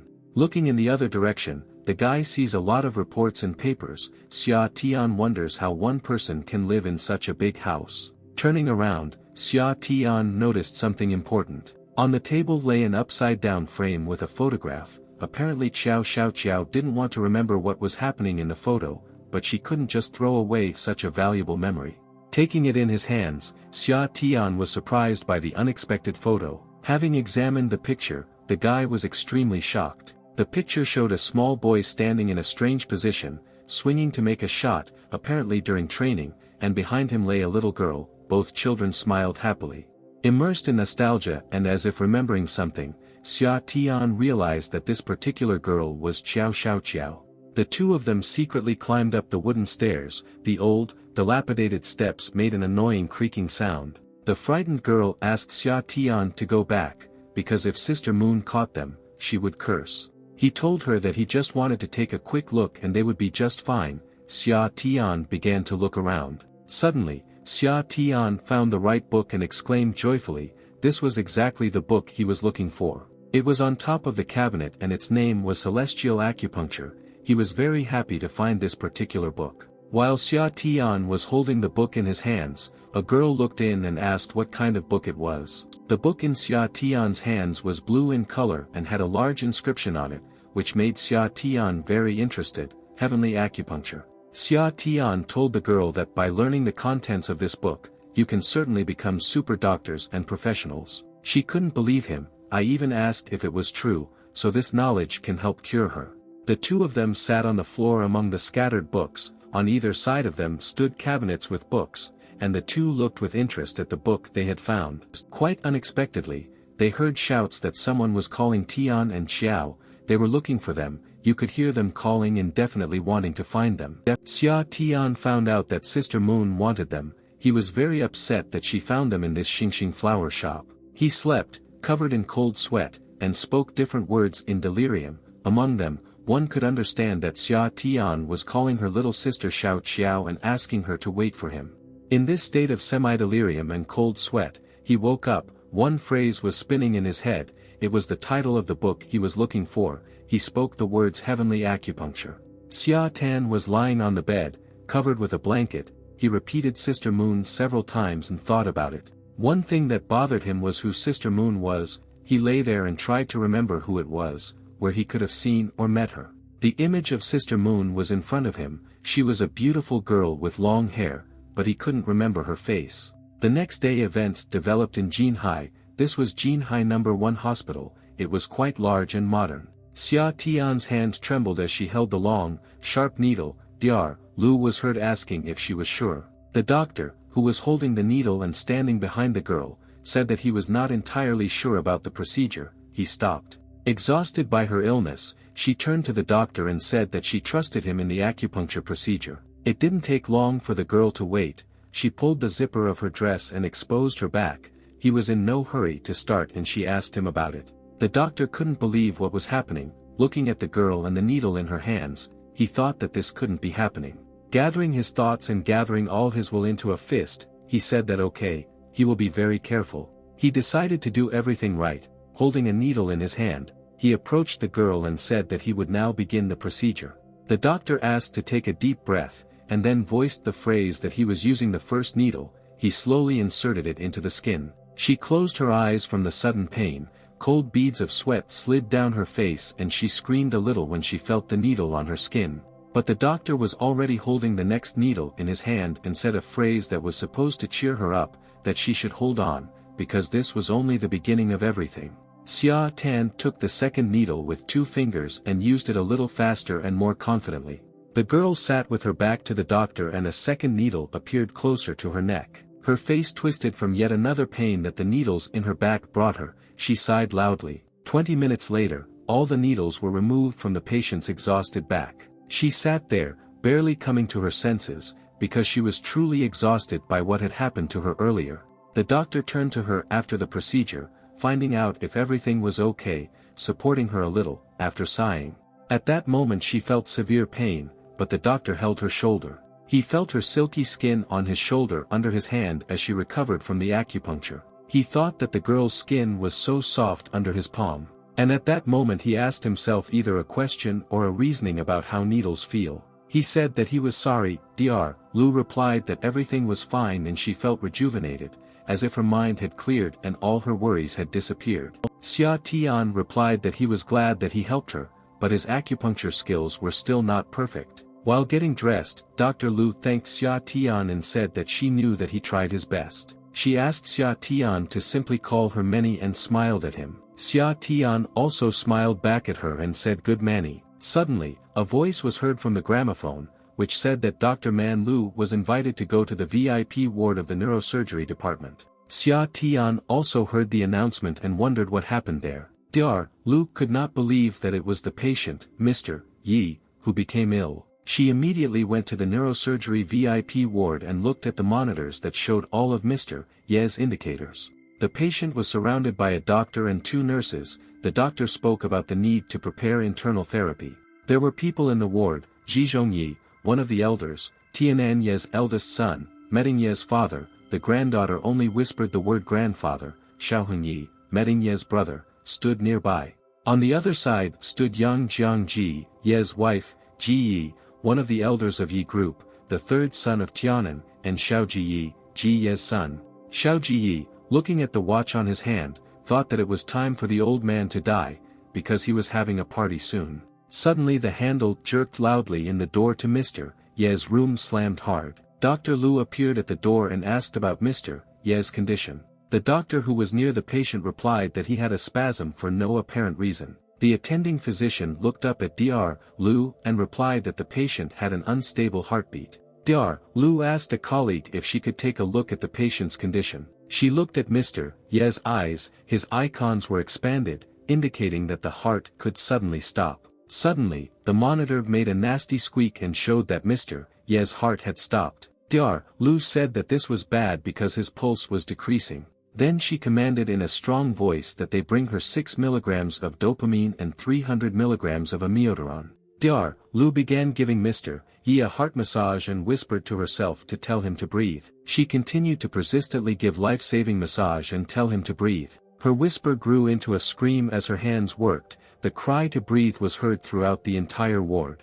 Mr. Ye's granddaughter stood with her brother. He lightly supported her as she whispered the single word grandpa. The device, which stood next to the patient's bed, began to emit a high-pitched squeak. There was no more pulse. Lu immediately and quickly shouted the word defibrillator. At this moment, Xia Tian was looking at what was happening at the door. He saw the old man's chest contracting. And then he looked at his knuckles. There were traces of recent acupuncture. At this time, Dr. Lu shouted that her colleagues nearby should not slow down. She held the defibrillator and demanded 300 joules. Then she applied the irons of the device to the chest of the patient, Mr. Yi, and a discharge was heard. But the screen still did not make a single sound. The help did not give any result. Dr. Lu brought the defibrillator irons together again to continue helping, and thought, damn it. Then she again ordered her colleagues to increase the discharge of the device to 360 joules. She applied the irons to the chest of the patient, Mr. Yi, and the discharge began again on the device. Finally, the monitor broke its silence and began to write, showing that the patient had a pulse. With her cold fingers, Dr. Lu checked Mr. Ye's neck for a pulse. Dr. Lu sighed with relief and thought that thank God his pulse was normal. Unexpectedly, Mr. Ye's granddaughter took Dr. Lu's elbow and said that she thanked her, calling her sister Lu. The doctor turned to the girl, saying that her grandfather's condition was still bad, and she hopes Meng Yin understands this. Mr. Ye's wife thought that she had already prepared a top-class gold-rimmed Manhwa. Mr. Ye's wife exchanged laconic glances with Ji Yi. At this time, Xia Tian appeared at the door and asked if Sister Manny was there. Dr. Lu raised her head and saw Xia Tian at the door of the parlor where Mr. Yi was. He grabbed Manny's hand a little roughly and pulled her along the corridor, telling her to follow him. They started talking in the corridor about how Xia Tian had been observing the patient for a while, and he is sure that someone tried to kill Mr. Yi on the sly. She couldn't believe what Xia Tian was saying. She repeated that someone wants to kill him. Xia Tian further talked about what he discovered. Some time ago someone gave him acupuncture. The method used is extremely dangerous and leaves no traces. Dr. Lu thought about it. Why, who on earth was offended so much by the Yi family? He told her it was hard to say. After all, if now they managed to save successfully, then next time luck will not help them. Dr. Lu turned to Xia Tan. After all, he can save this grandfather using acupuncture. He looked at her in surprise. Dr. Lu began to convince Xia Tian, stop hesitating, because they can't just watch him die. The granddaughter walked along the corridor and cried with tears that her grandfather would not die. The girl sat down in the hospital corridor and cried loudly because her grandfather was very sick. Dr. Lu heard the crying and found out that it was Menin, Mr. Ye's granddaughter. Dr. Lu called the girl's name to talk to her about her grandfather. Menin saw the doctor and calmed down a little, saying Sister Lu to the girl doctor. The girl cried bitterly, her mascara ran all over her face, and she just repeated the phrase about Sister Lu. Granddaughter Yi fell into Dr. Lu's arms and heard her plea that she must save her grandfather. Dr. Lu consoled Mengyin and said that it was okay, she would figure something out. And then Menin saw Xia Tian and asked what he was doing there, and Dr. Lu asked if she knew him. Menin replied that of course she knows, because it was Xia Tian who saved her once on the highway. Xia Tian happily greeted little sister Menin Yi, waving his hand. Dr. Lu continued the conversation about how since they knew each other, she would keep it short. She touched her palm to Menin's cheek and said that there was something she needed to tell her. The girl listened to her carefully. And then Dr. Lu said that right now Xia Tan found out that her grandfather was poisoned. Menin screamed loudly when she heard the news of her grandfather's poisoning. She was indignant and very angry. How could they harm her grandfather? And she said out loud that it didn't matter who it was, she would never forgive him. Xia Tian thought that all women become very scary when they are angry. Dr. Lu at that moment tried to calm Menin down and said that the most important thing now was to cure her grandfather. She looked at Xia Tan with a smile and said that he would help, because he cured her headache. Xia Tan smiled at Dr. Lu, and he asked if it was and began to say but. Menin took Xia Tan's hands and turned to him, so that he can help, because he is the only one who can do this. Menin tearfully begged him to help cure her grandfather Mr. Yi. He looked at her, only when I said, and his speech was interrupted by the voices of people who left the room. Suddenly, relatives appeared and asked that Mr. Ye's wife wanted the death of a relative. Mr. Ye's wife responded in a very peculiar way. She said that stop pretending to be a child, and it's time to understand how much benefit grandfather's death will bring. This was all heard by Mengyin and Xia Tian, who hugged her and held her. They were standing nearby. The relatives left saying that they should not be angry and should stop arguing in the ward. Mengyin heard her relatives talking and asked for help. Dr. Lu also begged him. Xia Tian had no choice but to agree. Mengyin, pleased, replied that it was great. One of the relatives saw Mengyin and wondered what she was doing here and who was next to her. 10 minutes later, Xia Tian already held the needle in his hands and was ready to begin the procedure. He began to insert a needle into the skin on Mr. Ye's chest in order to somehow alleviate his condition. Dr. Lu and Menin stood in the room and Menin only whispered that Xia Tian should help. Mr. Yi lay motionless, and only his granddaughter whispered that he should continue to fight for life. Unexpectedly, Grandpa Mr. Yi, who was lying on the bed, let out a long, quiet sigh. Mr. Ye's granddaughter noticed that her grandfather could now breathe normally. Xia Tian told her that he would come back tomorrow to do it again, and Mr. Yi would wake up soon. She came up and took his hand, thanking him and promising that after curing her grandfather, she would do whatever Xia Tian wanted. But one of Mr. Ye's relatives saw all this and whispered angrily under his breath, "Where did this dude come from?" At the same time, events take place in a fashionable large skyscraper in the middle of the city.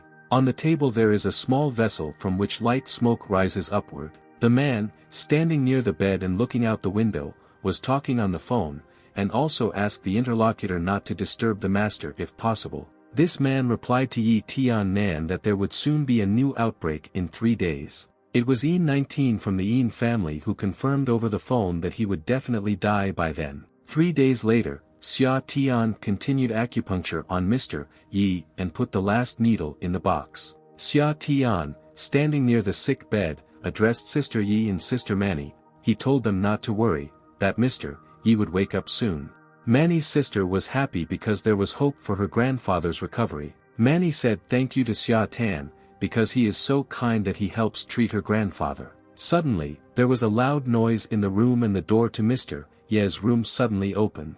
Manny asked her uncle, who burst into the room, what he wanted to do now. He answered menacingly that he wanted to ask about this in Menin. Xiaoji Yi stood next to him. Uncle Menin threateningly asked her who he was, pointing at Xia Tian. She replied that this was the one whom she asked to treat her grandfather. Her other relative began to reproach her for allowing some stranger to treat her grandfather. In his opinion, she was trying to pull off a scheme by killing her grandfather and taking the inheritance for herself. Menin burst into tears and said how can he say such a thing, because she loves her grandfather. He turned to his father that he needed to catch this guy, and then see what he said. Dr. Lu defended Xia Tian and said that this was the expert she invited. He began to say that Director Lu had promised something to Meng Yin, and he said that he would file a complaint with the hospital, and she better get out of the way. And at that moment, everyone heard Grandpa Ye's voice. He angrily told them both to get out of sight. Everyone ran to the patient's bed. Meng Yin exclaimed in surprise, "Ah, grandfather." The granddaughter could not believe her eyes and continued to say the word grandfather. She fell on his bed and asked if he really woke up, and he told her yes. The son and grandson stood in complete confusion. All that was said was the father and grandfather. But Mr. Yi was very angry and just shouted at them to leave. As he was leaving, at the door, the son began to talk about how he was, but his father cut him off and said that they would talk about it when they returned. This conversation was heard by a nurse who was cleaning the corridor outside Mr. Ye's room. This nurse also listened attentively to the conversation in the ward while she worked with the mop. There, Menin introduced Xia Tian to her grandfather as the person who saved him. Xia Tian smiled and politely greeted the patient, saying, "Hello Grandpa Yi." Mr. Yi smiled and said that it's true, he knows, he heard everything while he was unconscious. Dr. Lu immediately got involved and began questioning the patient about how even while in a coma he was conscious and he could still receive information from the outside world. And then the grandfather told an interesting fact that it started 3 days ago when this child began to treat him with acupuncture, and then he could hear what each of them said. Menin asked her grandfather if he knew who was trying to harm him. Grandfather replied that he had no idea, but the last time he had tea with him was a good friend, and then he lost consciousness. Menin thought about what her grandfather said. He said that he was drinking tea. The girl went to the police station to find out who could have sent her grandfather. The police told them that all records of when the crime was committed had been deleted. Therefore, Menin was worried about whether the criminal would harm her grandfather again. To which the policewoman replied that there was no need to worry, because she had already assigned enough police to guard the hospital 24/7. Xia Tian proposed his idea for implementation in order to find out who wanted to harm grandfather. It was already night outside. Further events developed in the hospital where grandfather was lying. There was silence in the hospital, because it was 11 o'clock and 59 minutes. It was dark in grandfather's room, only the moon shone through the window onto the bed on which the patient lay. Suddenly the handle clicked in complete silence, and the sound of the door opening was heard. A medical worker quietly began to enter the room, as he was wearing a mask and a medical uniform. The patient slept with his head turned to the window, only a trace from the moon illuminated part of the blanket. The door clicked again, it closed, and there was already some doctor in the room. He began to slowly approach the sleeping patient, who was lying with his back to him. But it was not Mr. Yi who was lying in the bed, but Xia Tian himself. He lay there and tried to breathe evenly and not move. The doctor walked up to Mr. Ye's patient's bed and kept his hand in his pocket. Pulling his hand out of his pocket, he raised it and at that moment needles appeared between his fingers. The doctor thought to himself that he was very accurate, especially when it came to murder. Today the old man will fall asleep forever. and he began to bring his hand with needles closer to the patient in order to strike. But instead of the old man, Xia Tian jumped out from under the blanket, ready to fight back his attacker. He skillfully grabbed the attacker's hand with needles and pulled it away from him. A fierce fight ensued between Xia Tian and the villain in a medical gown. They fought among themselves until the attacker's needles ended up on the floor of the chamber. And the one who came to kill grabbed his hand and thought what great inner strength this man had. Xia Tan, taking off his wig, said that he had finally caught the villain who wanted to destroy Mr. Yi. Xia Tian threw the wig up and said that waiting for the criminal to fall into the trap was so cool. The criminal saw the patient and thought with regret that it was the same guy. And Xia Tian began to interrogate the criminal why he wanted to kill Grandpa Yi and who was his customer. The criminal gathered his strength again and began to shout so that his opponent would not waste his time. The men started fighting again in the middle of the hospital room and in the dead of night. The criminal hit Xia Tan's head hard with his hand, so that he felt severe pain. Xia Tian thought deeply for a second before striking hard. Then Xia Tian was able to intercept the criminal's blow with his palm, 6,333. This stopped the criminal, and he could not understand what had just happened to him. Xia Tian began to shout that it was now his turn to strike hard. With enormous force, he punched the criminal in the stomach so that he flew away from him. Xia Tian shouted how he could harm the old man. The criminal's eyes filled with pain, his glasses slid down, and his pupils narrowed. It was a worthy opponent. And again there was a very strong blow to the criminal's stomach from Xia Tian with his hand. And then the criminal seemed to turn over in the air from another strong blow. And he finally, screaming, flew backwards onto the floor of the chamber in which they fought. The criminal fell to the floor with a roar, and standing above him was Xia Tian, who was able to defeat such a strong opponent. The villain knelt in front of his opponent, and Xia Tian looked at his opponent. Xia Tan stared at the criminal and took a breath after a hard fight. The criminal, kneeling on the floor, also tried to catch his breath and come to his senses. The criminal touched his jaw with his hand and thought that it was becoming more and more fun. Xia Tian insisted that his opponent finally start speaking, only briefly. The criminal, adjusting his glasses, agreed, only in exchange for information about how Xia Tian removed the poison after his special acupuncture technique. At that moment the door slammed and the police ran into the room shouting not to move and hands up. 3 police officers stood in the room opposite the criminal and held pistols in their hands. The police girl pointed the gun at the criminal and looked into his eyes. The criminal looked at the girl very angrily through his round glasses. And at that moment, 3 poison needles began to appear from his sleeve under his fingers. A moment later, needles from under the palm were fired at the police officers opposite. 3 needles flew, making a sound that sounded like a whoosh. They were with poison. Xia Tian started shouting that the needles were poisonous and that he had to be careful. The police who stood opposite the criminal were very frightened by the appearance of needles that were poisoned. A policewoman shouted to her colleagues about the need to dodge needles, as they are poisonous. But one needle still caught her. After all, she was flying straight at her, and the girl did not have time to dodge. This needle hit her right in the face, or rather the bridge of her nose, and it caused her a lot of pain. Xia Tan crushed the remaining needles with his sneaker so that they would no longer pose a danger. At this moment, the police girl begins to fall, and Xia Tan grabbed her into his arms so that she would not hit herself and shouted at Miss Leng to be careful. They still fell, hitting the floor. Miss Leng was already very ill. Xia Tian supported her. The next second, she hugged Xia Tan while she was still lying on the floor of the ward. She turned to him with words to let her go, because he was still holding her in his arms. Xia Tan finally noticed that he was holding the girl and said sorry. At the same time, the window from the room quietly opened. This was done by the hand of a criminal. He jumped onto the windowsill and shouted that they were brats and would meet next time. The criminal jumped out the window, only a medical gown flashed in the darkness, and a voice was heard from the window that the suspect had escaped. Half an hour later, a white robe and cap were already lying on a table in a residential building in the living room. Taking off the mask from his face, the criminal said that he had not met a person with such strong inner strength for a long time. Touching his wounds on his hands, he noticed that if it had been someone else, his hands would probably have broken. Looking at his hands, he again asked himself the question of what kind of damn power this was. Then he started calling his leader, greeting him. He said that he could find the one he was looking for. 3 days later, there was a conversation at the nightclub about how young Master Gao had not come for 2 days, whether he missed the girl.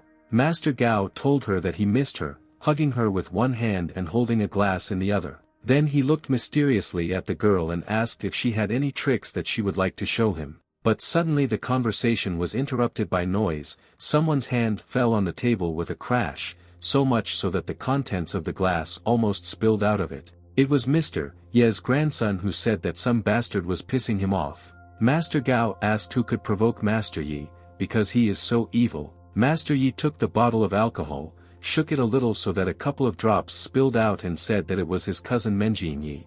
Master Yi brought the whiskey bottle to his lips and began to drink straight from the bottle. Master Gao asked his companion to wait for him outside, and he would call her later. The girl agreed. Master Gao loudly slapped the girl on the bottom, and she replied that she loved him because he was a very bad guy.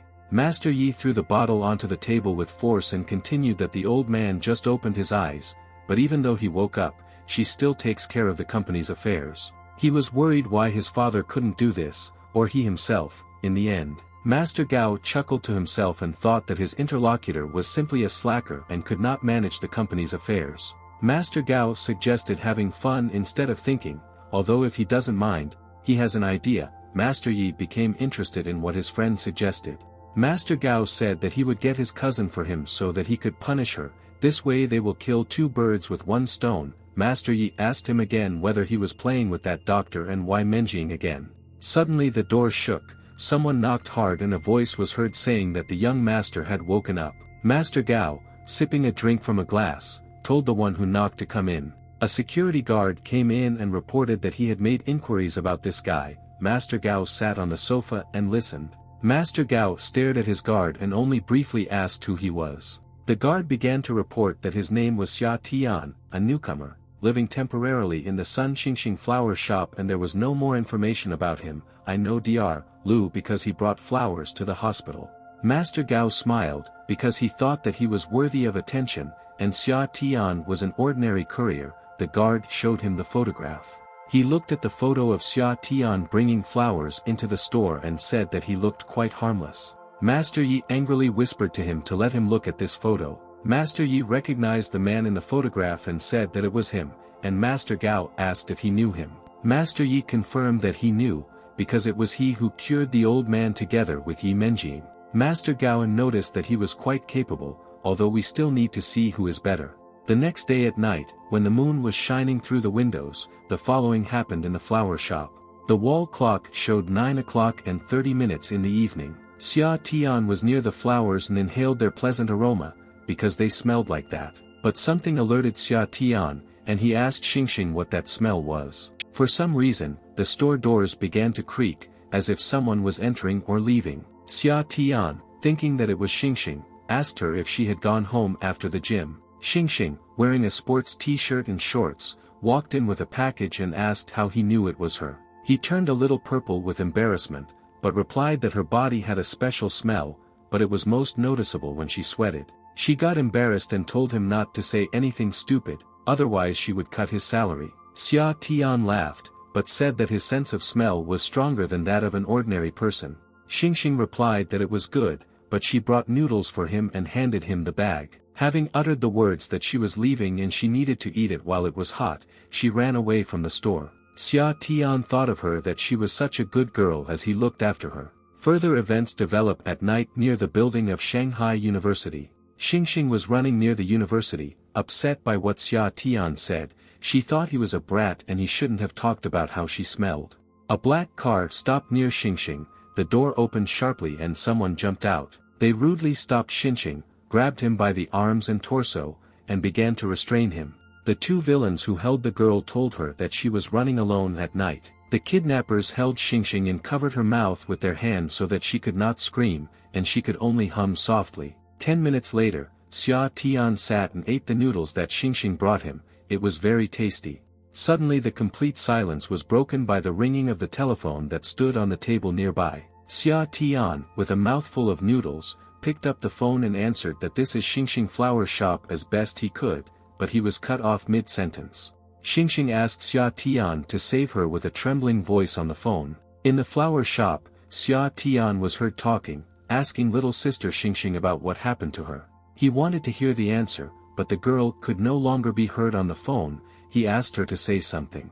But at that moment, the kidnappers closed Xingxing's mouth, and she could no longer speak, only mumbled. One of the kidnappers told Xia Tian to come to the unfinished building near the shore. And in an angry voice he added that if he wasn't there within an hour, he should consider her to be a corpse, and he laughed evilly. Xia Tian shouted into the phone about who he was and where Xingxing was. He wanted to hear her. The kidnapper slammed the phone down with force and hissed that he would soon die. Xia Tian immediately ran out of the flower shop and ran towards the unfinished building, shouting for little sister Xingxing to hold on, because he was already on his way. Xia Tian ran quickly until his nose smelled the scent he had previously known. It was the smell of Xingxing, and Xia Tian ran around the city, following the smell. Xia Tian quickly ran through the streets, passing streetlights and various houses, trying to help his Xingxing. The two kidnappers were talking about how this chick was so tasty and they would definitely do something with her. One of them took the girl by the chin and, lifting it up, looked into her eyes and confirmed what they had planned, so as not to miss their chance. The second laughed evilly, standing nearby and watching his friend and girlfriend.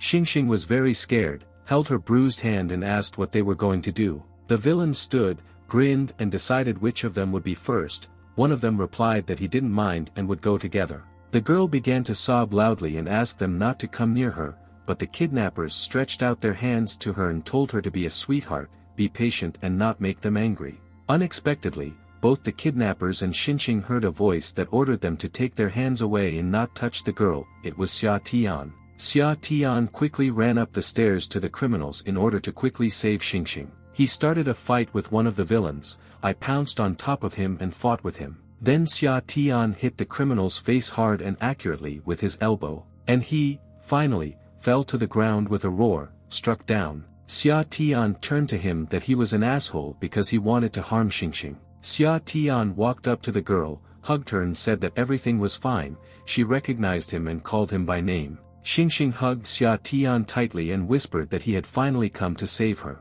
The criminal was talking to his comrade, saying that this dude was nasty, and was the purple one okay, but he could barely breathe. Xia Tian turned to the villains. He was interested in who sent him to kidnap Xingxing. But that kidnapper only hissed angrily and promised to kill Xia Tian soon. Xia Tian punched his opponent in the face and said that he would ask him again. And he punched him again, saying that he was talking too much. Xia Tian looked into his eyes and demanded that he answer who sent him. The kidnapper was silent. Xia Tian stepped on his hand. The villain screamed that he was in pain, but still said that it was young Master Gao. Xia Tian asked if it was Gao Mining. I also wanted to know where he is now. The criminal replied to Xia Tian that he did not know where Master Gao was now. Xia Tian asked if he knew if he could count the bones like these and stepped on his hand, saying that he would break each one like this. The sound of a broken bone could be heard. The criminal said that he was in the Cockerel and Chick nightclub. He asked to spare him, because it was none of his business. Suddenly there was the sound of flying knives nearby, which someone launched. Xia Tian shouted carefully and shielded the Xingxing girl from danger. One knife hit the villain with green hair right in the forehead and he lay not alive. The second knife was already in the middle of the forehead of the second villain with purple hair. Both kidnappers lay dead on the floor in pools of their blood in the middle of the unfinished building. And someone was running down the stairs. Xia Tian started screaming to find out who it was. Xingxing was in Xia Tian's arms and said that she was scared, and he replied that it was all over so that she would not be afraid. The girl cried and looked at her friend, saying that she thanks him, because he saved her again. He said that it's good, she may not remember it and they need to leave there. She wiped away her tears and agreed with him. Xia Tian was thinking about the following. The kidnapping and killing of people happened. They harmed Xingxing, and Gao should answer for this. 30 minutes later, Xia Tian was at the casino looking for young Master Gao. Security was bustling around inside this casino as someone was trying to destroy everything. Xia Tian stopped one of the casino security guards by placing his hand on his shoulder. He was interested in information about where Master Gao Menying was now, but the security guard was new to the casino and did not have any necessary information. Then Xia Tian stood in the middle of the hall. Xingxing stood behind him, and he loudly called Gao Menying. He didn't stop calling Gao Menjing's name. he shouted for him to come out to him. Further down the corridor one could hear several phrases about how to warn the boss, go ahead, no, they don't know anything, help. Gao Menjing, as always with a glass in his hands, thought that this is the idiot fighting with him for a woman, he should be taught a lesson. There was the sound of a person approaching Gao Menjing's office in the casino. It was the guard who reported the bad news because Xia Tian had come to them. Gao Menjing put down his glass with a crash and asked in surprise what, to which he replied that Lao San said that he was very good at Kung Fu, and Zimao could not keep his mouth shut and Xia Tian knows where Gao is. Gao Menjing angrily shouted that he was no good, complete crap.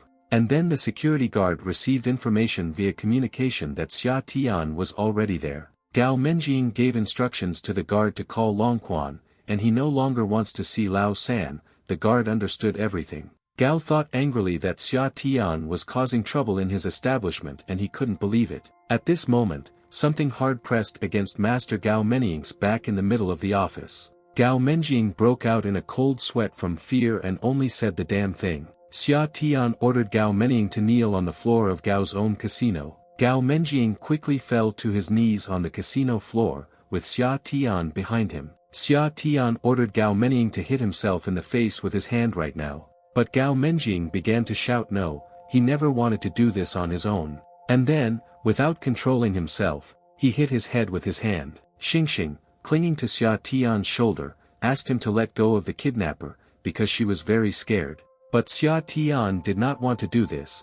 He said that he wanted to make it clear to Gao that he should not be angered and ordered him to hurry up. Gao Menjing knelt in his casino and stabbed himself in the face and head. He hit himself in the face and head until there was blood and his head was spinning. At this moment, something hard pressed against Master Gao Menjing's back in the middle of the office. Gao Menjing broke out in a cold sweat from fear and only said the damn thing. Xia Tian ordered Gao Menjing to kneel on the floor of Gao's own casino. Gao Menjing quickly fell to his knees on the casino floor, with Xia Tian behind him. Xia Tian ordered Gao Menjing to hit himself in the face with his hand right now. But Gao Menjing began to shout no, he never wanted to do this on his own. And then, without controlling himself, he hit his head with his hand. Xingxing, clinging to Xia Tian's shoulder, asked him to let go of the kidnapper, because she was very scared.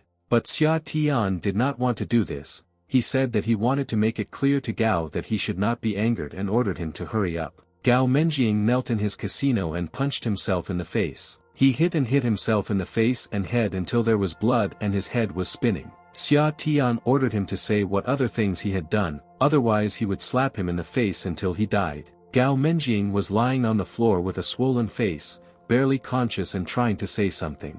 A policewoman suddenly appeared and ordered Xia Tian to stop and let him go. Xia Tian saw Officer Leng among the two subordinates in the casino next to them. Officer Leng insisted that Xia Tian was not above the law and should cool down and stop. Xia Tian was angry and said that Gao Menjing was a villain and he committed the kidnapping of Xingxing. She checked the pulse of the villain Gao Menjing and said that everything was fine, he was alive. Then she asked him in an official tone whether he was Master Gao Menjing. He started screaming and saying that the officer had finally come to save him from Xia Tian. He stood up and pointed his finger at Xia Tian, saying that he provoked the fight and she should arrest him.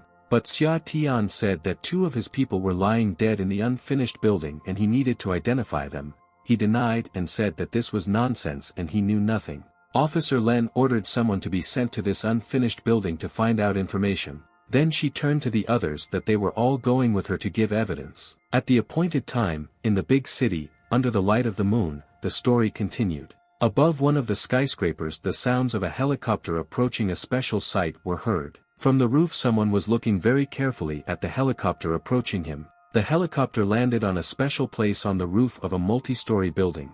A man who was meeting someone uttered a tender phrase upon meeting the little one.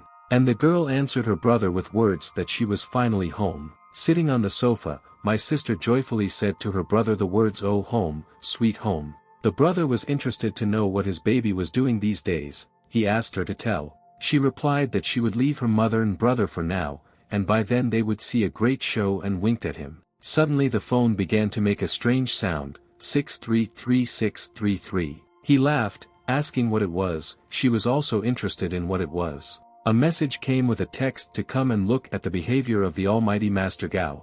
She watched the video and said that she didn't know at all that he liked to hit himself. And then she saw in the video, besides Gao, a second guy. She said this guy. Taking a closer look at the video, she affirmatively said that it was her brother Xia Tian. An hour later, events shift to the police station. It is heard that someone very tough dared to hit the first master of Isian High. The hand tapped on the folder with documents, and the voice insisted that all the testimony of witnesses pointed to him. How can he explain this? Officer Leng interrogated Xia Tian. He replied that Gao had committed many atrocities, that apparently his conscience suddenly woke up and decided to punish him by beating him, and he has nothing to do with it. Officer Len leaned towards him and whispered in his ear that she was curious about how he could control him and order him to beat himself. Xia Tian, staring at the officer's chest, told her that he was a good boy and was so scared that his eyes darkened. She noticed his look, became embarrassed, and shouted at him to behave more decently. Their conversation was interrupted by a policeman who said that they had found something in that place. She asked what. But the officer looked at her and noted to himself that this was impossible because the cold princess was blushing, to which Officer Len shouted that stop staring at her. He further reported that the forensic expert confirmed that skin fragments from the crime scene matched Sun Xingxing's DNA. The two victims have been identified as members of the Earth Street Gang, henchmen of Xia Laosang, who drowned in the river an hour earlier. Officer Len couldn't believe that everyone was dead and asked to look at the documents. The first photo was of Xia Laosang, a famous police officer and not only a criminal. Officer Len summed it up with the words "kill to keep everyone quiet, it's all about that situation." Then she showed the photo of the criminal to Xia Tian. I asked if he knew that person. He replied that it was dark, but he felt that he had killed those two kidnappers. In the crime department, Xingxing and Menjing Yi were walking along the corridor. Xingxing asked Miss Yi why Xia Tian had not left the interrogation room yet. She just started to speak, but was interrupted. The policeman was leading Gao, who promised that he would kill Xia Tian. The policeman ordered to move on. Menying looked at the man in surprise and only whispered to Gao Menying. Master Gao certainly recognized this girl. It was definitely Chia Menying. He asked if Shaywise had told him to take him away from there, because he hoped so. She walked forward saying that these clothes suit him so well. The gaze was directed only forward. Master Gao replied that he was very happy about this, but Miss Yi didn't call him, but Xia Tian. She stopped, looked ahead and said that she finally saw Xia Tian. Gao, turning his head, began to realize that he had just been simply ignored. Xia Tian stood with two girls who were worried about his well-being and whether he was okay. Unexpectedly for everyone, there was an explosion and a total eclipse at the police station. Xia Tian began to ask what was going on, but the girls only made sounds. Xingxing pressed herself tightly to Xia Tian's back. She was scared after the recent events. Closing her eyes and pressing her cheek to her back, Xia Tian heard the word brother. They looked at each other and couldn't believe it. He said you, and she began to clarify that it was she, his little sister Xiaoqiao. He looked at the girl in bewilderment and repeated only the word you. I couldn't believe it. And she looked intently into his eyes and said joyfully, brother Xia Tian. And then he remembered how they were sitting under a tree, and she asked if he loved her. He answered of course. They sat back to back, and she again asked who he liked better, Wanisama Moon or her. He thought for a while, laughed out loud and said that he liked both girls. Xia Tian began to touch her cheeks and asked if it was really her, his little sister Xiaoqiao. She replied that yes, she did. At this moment, all the girls, Officer Leng, Yi Menjing and Xingxing were upset by this meeting. Xia Tian heard threats against him to immediately release Xiaoqiao. Yi Menjing couldn't understand how this could happen, because it was impossible. Xingxing thought that it was not surprising that he was looking for Miss Qiao, since they had known each other before. And Officer Leng stated that Xia Tian was hiding a lot of her secrets. Xiaoqiao took Xia Tian's hand and said let's go, to which he replied of course we'll go. Menjing, upset, waved her hand in the direction of Xia Tian and Xiaoqiao walking.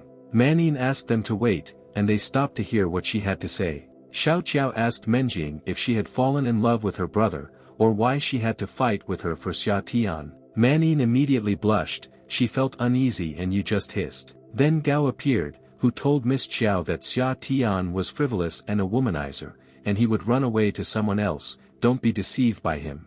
To this Xiaoqiao replied that a rose smells like a rose, call it or not. Xia Tian laughed at this. Xiao Qiao said everything was fine and they were going home. The young master was upset. An hour later, in a new high-rise building, in a fashionable house, the following events continued. Xiao Qiao asked Xia Tian that he had lost his memory and she was interested in what happened to him over the years. He replied that it was really strange, he was out of town and didn't remember anything except his name. She asked if he remembered Sister Moon. Xia Tian remained silent, he practically didn't remember her.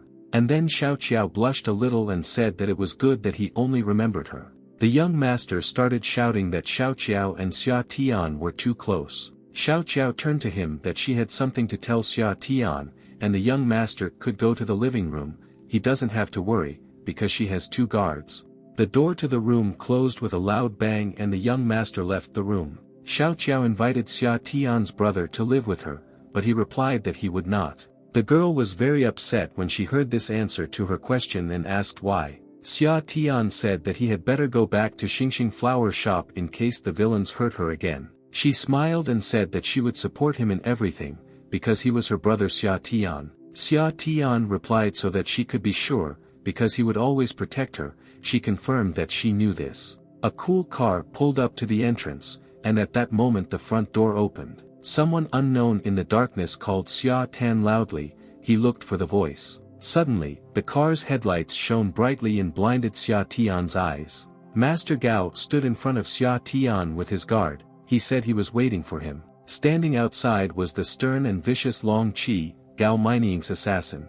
Xia Tian saw the scary, stern assassin as he walked out of the house and onto the street. Gao appealed to Long Qi with a request that he not kill Xia Tian, but capture him alive. Then a big fight broke out between the assassin Long Qi and Xia Tan. They fought vigorously with each other, taking and returning blows of varying power. Suddenly, the mercenaries stopped for a few seconds and stopped fighting with Xia Tian. They looked at each other at some distance, assessing their opponent. Long Qi said that it was rare that anyone could withstand even one of his powerful blows. Xia Tian told him that Long Qi was really strong with his pile of muscles. Then Xia Tian, screaming, "Eat it," dealt his opponent another strong blow. Long Qi withheld the blow, saying come on, he was not afraid to fight, because strength was his trump card. Their fists came together in a frantic fight, made a sharp sound, and found their opponent. Long Qi could not understand why he could not defeat Xia Tian in this battle. They fought with each other, using everything they could at that moment, both arms and legs. Long Qi dealt strong blows to Xia Tian, and the surrounding area was as dark as fog. Xia Tian, dodging him in the dark, chuckled, wondering if he had missed. Long Qi shouted that he not only had strength, but also, without saying your sentence to the end. Long Qi finished his sentence with the word speed and at the same time struck Xia Tian again. Gao watched what was happening from the side. He saw clouds of smoke, dust, fire. Gao gloated that Long Qi would make Xia Tian regret going against him. Xia Tian asked Long Qi if what he said earlier was true. He thought for a bit. Long Qi pointed to his temple, and I thought about the phrase that he might fall. Long Qi fell face down on the ground unconscious. A strong enemy was defeated in battle. Xia Tian thought that he had forgotten to say that his trump card was not strength, but something else. Xia Tan turned to Master Gao and asked what about him. After all, he is to blame for some of the troubles. Xia Tian asked young Master Gao again, and he began to shout that there was no way even Long Qi could handle it. Gao began to quickly run to his car so that Xia Tian could not catch up with him. Xia Tian asked his offender if Gao was going to run away from him now. Xia Tian raised his hand forward and gathered all his powerful force into one target. He aimed it at Gao and he fell, never reaching his fashionable yellow car. Master Gao Mining was lying on the ground, motionless, next to his car, in which he had arrived earlier. The guard quickly ran up to Gao with the young master shouting. He was worried about him. Xia Tian told him to stop shouting and let him find a more comfortable bed. They watched what was happening from the sidelines. The observer noted Xia Tian's incredible strength. He also whispered while standing in the bushes that he could use young Master Gao. Further events develop in the Xingxing flower shop the next day. Xingxing was upset, because if Xia Tian found Miss Qiao, then he was unlikely to return to her. Then Xia Tian suddenly called her and wished her good morning. She was very surprised that he returned. Xia Tian said that he came to work, if she doesn't mind him delivering flowers. The store owner's face flushed with embarrassment, but she answered of course. Xia Tian laughed and said that it was only morning, but they already had a lot of orders. Xingxing at that moment remembered something very important, barely screaming from it. Shouting that they would see each other later, Xingxin ran off to do her daily business. Xia Tian smiled because little sister Xingxing seemed a little strange today. Wu Xia Tian's phone suddenly rang on her desk. It was his little sister Xiaoqiao. He smiled and picked up the phone, asking if she had missed him much recently. She told him the news that Master Gao Mining was now in a coma. Little sister Xiaoqiao warned her brother that both the father and son of the Gao family were terrible people, he should be more careful. He replied that he understood and that she should not worry. Further events take place in the International Private Hospital. Gao's father asked the attending doctor how his son was and when he would wake up. The doctor replied that, without knowing the exact cause of the disease, they could not do anything now. Gao Xian, Gao Mining's 62-year-old father, shouted that he was investing several hundred million into the hospital every year, but they couldn't do anything. The doctor asked for forgiveness and said that he would do his best to find a solution. The father shouted further that if Minin did not wake up, he would destroy the entire hospital and drove the doctor away. Then Father Gao sought his guard, and you said, he was very angry with him. He grabbed the guard's face with his palm and squeezed it hard, looking at him sternly. Then he threatened him, because he pays so much money for them and if something happens to his son, he will be buried alive. The guard said that maybe they should kidnap that Xia Tian guy and force him to cure Gao. He called the guard names and told him to take him so he could invite Xia Tian to heal Gao. Bells began to ring in the flower shop. Dr. Lu asked if Xia Tian was there. Xia Tian asked little sister Yunman why she was there. He was interested in the reason for her coming. She told him that she had a lot of problems because of him, but he just smiled. He replied that there was no need to worry about whether her head hurt. Dr. Lu blushed at Xia Tian's words. After all, he was worried about her well-being. He asked why she came, and she asked if he had forgotten, because they had agreed. Xia Tian couldn't remember the promise. Dr. Lu recalled conducting a medical examination of her family. Xia Tian hit himself on the head with his hand and said that he almost forgot about it. Taking little sister Xingxing by the hand, he dragged her along to visit Dr. Lu. Xingxing blushed while she asked him if he wanted her to accompany him. He smiled and said yes, because she is now his main object of protection, he will watch over her. Xingxing finally realized that Xia Tian had returned to protect her from the attack of her enemies. Dr. Lu said that her grandfather was looking forward to her coming, and they left the store. There was a black car parked on the street, and the guards were opening the doors for a man. A respectable, stern man got out of the car and two guards caught up with him. The man in the suit asked if it was Mr. Xia Tian. He was looking for him to talk. Xia Tian asked the man who he had the honor of talking to at this moment. It was Gao Mining's father who asked Xia Tian to save the life of his son Gao. Xia Tian replied that he did not know either Gao or Mining, he was mistaken, and it was time for him to go. Father Gao stopped Xia Tian. He said that there was a misunderstanding between them, and that after curing him, he himself would bring his son to apologize. Xia Tian apologized again, hugged the two girls and said that he saw that he was busy. The father asked to cure his son, since he was in serious condition, and promised to give him whatever he wanted, but Xia Tian said that when the Gao family realizes what troubles they have done, then they will talk.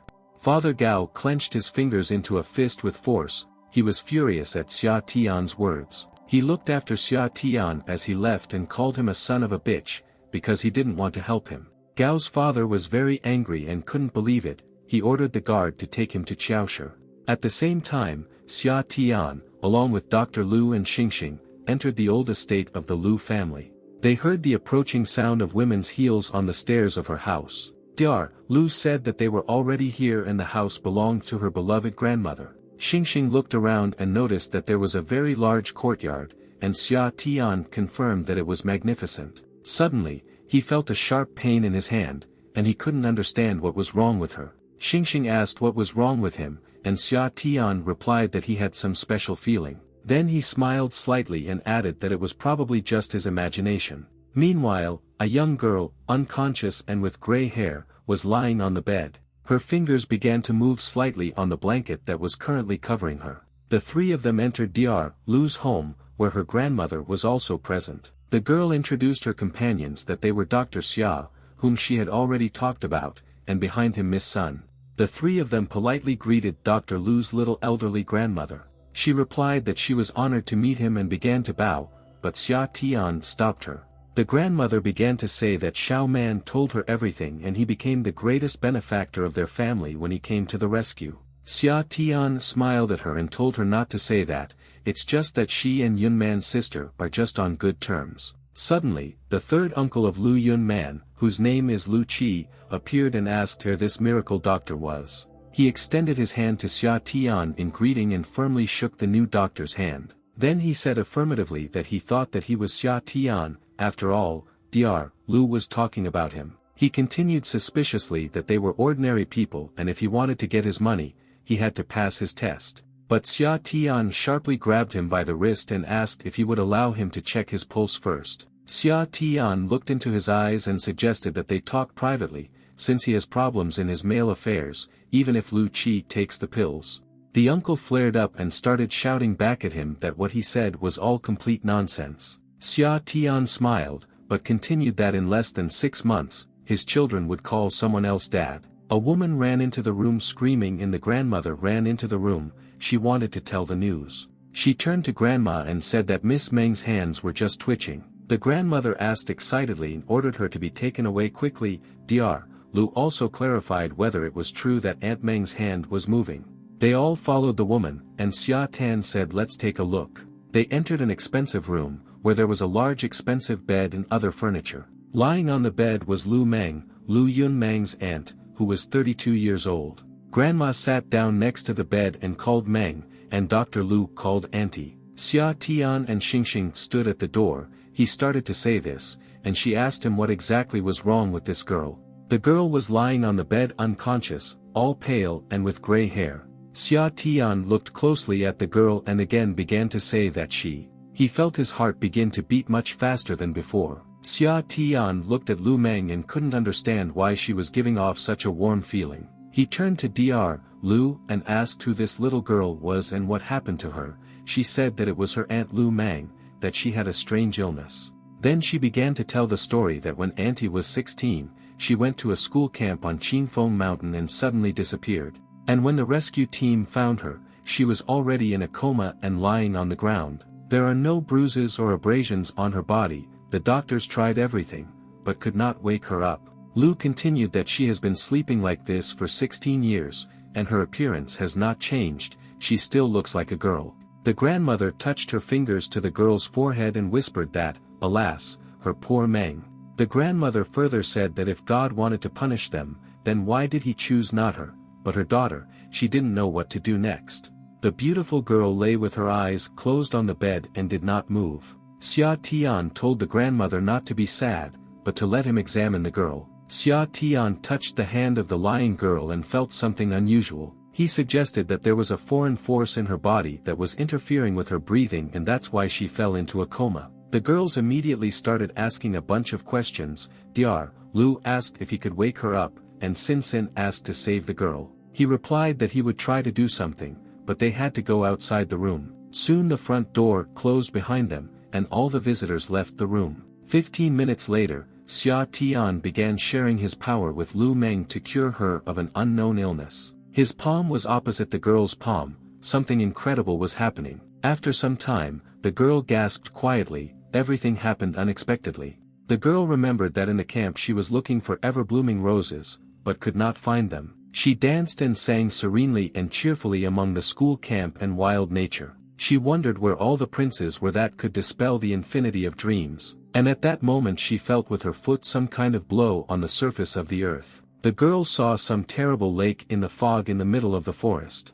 The power of this lake attracted her and enveloped her whole body. The girl could not understand where she was now and what was happening to her. She felt bad, and she could hardly ask herself what was wrong with her. Xia Tian got caught up in the cycle of all this with a girl whom he wanted to cure in real life. She asked who he was and their fingers intertwined with each other, giving support at that moment. But he suddenly began to move away from her, and she tried to catch him with her hand. She asked him not to leave. The girl was left alone in some kind of weightlessness. And then in real life the girl suddenly woke up and asked that he was her prince. Xia Tian asked the girl in surprise who the prince was. She was a little weird now. She asked Xia Tian in trepidation if he had just woken her up, and he replied that yes. Like a child, began to squeal happily that she knew that her prince would wake her up. He moved away from her a little and introduced himself, and also objected that he was not a prince. She rushed into his arms with joy and screams, shouting that wonderful Xia Tian was her prince, and her savior could not understand what was happening now. At this time, Grandma, Diar, Lu, and Xingxing looked into the room due to the noise. They heard Xia Tian screaming to let him go. And the girl who had just woken up, without letting go of Xia Tian's arms, shouted that she would never let him go, and he asked little sister Xiaoqiao to save him. Then the events moved to a multi-story building with a helipad. Sister Xia Tian was sitting in a chair in her office among books and began to sneeze heavily. She thought that it was probably her brother Xia Tian who was missing her a lot right now. She was talking to her uncle, who asked her about the Gao family's proposal, to which she replied that she did not agree with him. The uncle said that the Gao family offered her 200 million, and as long as Xia Tian treated Gao Menying, her pocket would not be empty. She answered sternly to her uncle that she didn't care how much they paid her for it. He continued that if she doesn't need money, then what about the Gao family's inheritance? Gao Renxian said that he wanted to conclude a marriage alliance between your families. If you help, you will be able to marry Gao and money and property will appear. She angrily replied that she needed to talk to her brother and that she did not want to marry Gao. The girl pointed out to her uncle that if he had so much free time to talk about the Gao family, then he had better take care of the company's affairs. The uncle went to talk to his son. He asked what she said, and the father angrily replied that she was a scoundrel and they would not be able to get their money, which the Gao family agreed to pay. The son thought about it and told his father that he had an idea. He was clearly up to something. The son said that Qiao Xiaoqiao always obeys her brother. If Qiao Donghai asks, she will not say no. Her father still doubted his idea, because he did not know how to convince her brother to help. The son said joyfully so that his father could be sure that he would succeed in everything he planned. An hour later, at Dr. Lu's house, a voice was heard saying that Xia Tian was so cool. Diar, Lu said that he helps her again and again, but she doesn't know how to thank her. He smiled, saying that he would return in a few days for further treatment. Dr. Lu's aunt screamed that she wanted to be with him. After all, he saved her and was her prince. He cried out in fear. What? Why? She really frightened him with her pressure. The grandmother tried to somehow calm down her daughter Meng, but she was happy. But Meng was already hugging Xia Tian and saying that she really wanted to be with him. Auntie Meng enthusiastically told Xia Tian that she liked the way he smelled. Dr. Lu angrily began to ask what he had done while treating her aunt, but he replied that he really didn't do anything. And the grandmother asked her daughter to be a good girl, and Dr. Xia Tian will play with her next time. He confirmed that next time, but Meng only told him not to deceive her then. Running away from the house, he shouted by Sis Lu, and dragged Xingxing with him by the hand. The girl laughed, saying that it was a fun day. Xia Tian said that it is impossible to tolerate this girl, because she tires him a lot. That same evening, the following event took place in a nightclub in a Chinese city. Sitting at the table was an upset Yi Menyun, 22 years old, Yi Xiaojian's sister. Two people sat down with her, and she said that she felt so sad when she found out that Gao was in the hospital. Her interlocutor called her stupid, because she still thinks about brother Menying. He said that he had an idea on how to save her brother. She thought about this idea. She was very interested in the idea and asked for more details. It is necessary to convince Su Xiao to ask Qiao Donghai to find a guy named Xia Tian, and Menying will be saved, and she will become Gao's wife when he recovers. She asked if he meant Su Qiaocan. She was annoyed to death by him. He continued to persuade her to make Aya think about a happy family life when she became the mistress of the Gao family. The girl agreed to make her move. 2 hours later, Qiao Donghai was painting a picture, mixing paints, on an easel. He teared up a little because his sister was going to look stunning in her wedding dress. The doors suddenly opened under the pressure of Su Xiaocan's stomach, who rushed into the room. Su Xiaocan, 21 years old, one of the 4 young masters in Shanghai, asked Donghai to help him. Donghai, without turning around, asked if this was with Yi Menyun. He recognized him by his gait. Su Xiaocan was surprised how he found out. Donghai replied that there were only 2 important things in his life. This is something to eat and Yi Menyun. Su Shaokan blushed a little and replied that Dong Hai knew him very well. Dong Hai, becoming serious, said that he could not understand what he found in her, so he asked what he wanted him to do. He prayed that Dong Hai asked his sister to persuade Xia Tianya to cure Gao Mining's illness. Dong Hai replied that they want this, but he knows how his sister should feel about this. Su Shaokan fell to his knees and began to beg. He called him his best friend, and if he doesn't help, he will die. I also remembered that when Dong Hai was called a girl, he supported him. Dong Hai closed Su Xiaocan's mouth and said that it's fine, he will try to persuade her, but stop talking. Su Shaokan was happy because now Meng Yun would kiss him. Dong Hai sighed, how naive he is. The next day, Xia Tian met with his sister. She said that she could not refuse Dong Hai. She asked if he knew about Xiao Qiao's friend. He replied that everything was fine, he would not let you down. The sister was very angry because of all this, because Gao is a scoundrel, but in fact he will be saved. Xia Tian smiled, because everything will be fine, and he will not let him get off so quickly.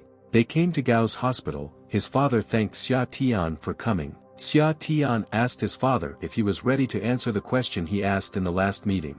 Gao's father promised that when his son wakes up, he will definitely teach him not to create problems for Xia Tian and his friends. Xia Tian replied that it was true and began to use his power to cure Gao. Xia Tian replied that Gao was now healthy, but he continued to sleep, and he didn't wake up. The father angrily asked what with one needle and when he would wake up. Xia Tian reassured him that Gao would wake up soon. Xia Tian added that in 6 months he needs to get another needle injection to fully recover. This scared Gao's father, and he asked what it meant. Something didn't give him peace. Xia Tian clarified that if Gao behaves like an honest person for 6 months, he will cure him, otherwise he stopped speaking. The father angrily asked what it meant otherwise. And Xia Tian, leaving the ward with his sister, replied that otherwise he would not have grandchildren. Father Gao slammed his fist onto the hospital bed. He was very angry with Xia Tian. He looked after Xia Tian with anger and thought that he was damned. His son Gao at that moment began to make different sounds and began to slowly wake up. In his sleep, young Master Gao screamed not to be killed. He was scared. And then Gao heard his father's voice, who told him not to be afraid, and that he was nearby. When he woke up, Gao told his father that Xia Tian tried to kill him, and his father should take revenge on him by killing him. The father, frowning, told his son not to worry, he would take revenge on him for everything he had done. In the evening of the same day, a meeting of previously familiar people took place in one of the fashionable restaurants. We had dinner at the table. Dong Hai told Xia Tian that he owed him, because he solved the problem. Su Shaokan raised his glass and said that he also owed Xia Tian for his help. Xia Tian told them not to worry, because if Xiao Qiao asks him, he will do it. Dong Hai angrily asked about his Xiao Qiao. At these words she stood up and asked everyone to eat. Su Shaokan was eating crab and turned to Dong Hai. He said that if he didn't hurry up, the edge would get cold and he would eat him. Xia Tian said that Su Shaokan had an incredible appetite and smiled at him. To this, Xiao Qiao sadly said that he became like this because of one woman. And she began to tell the story that it started several years ago. Xiao Qiao repeated the girl's phrase that Su Shaokan is a pig. When he wants to look after a girl, he must eat for her.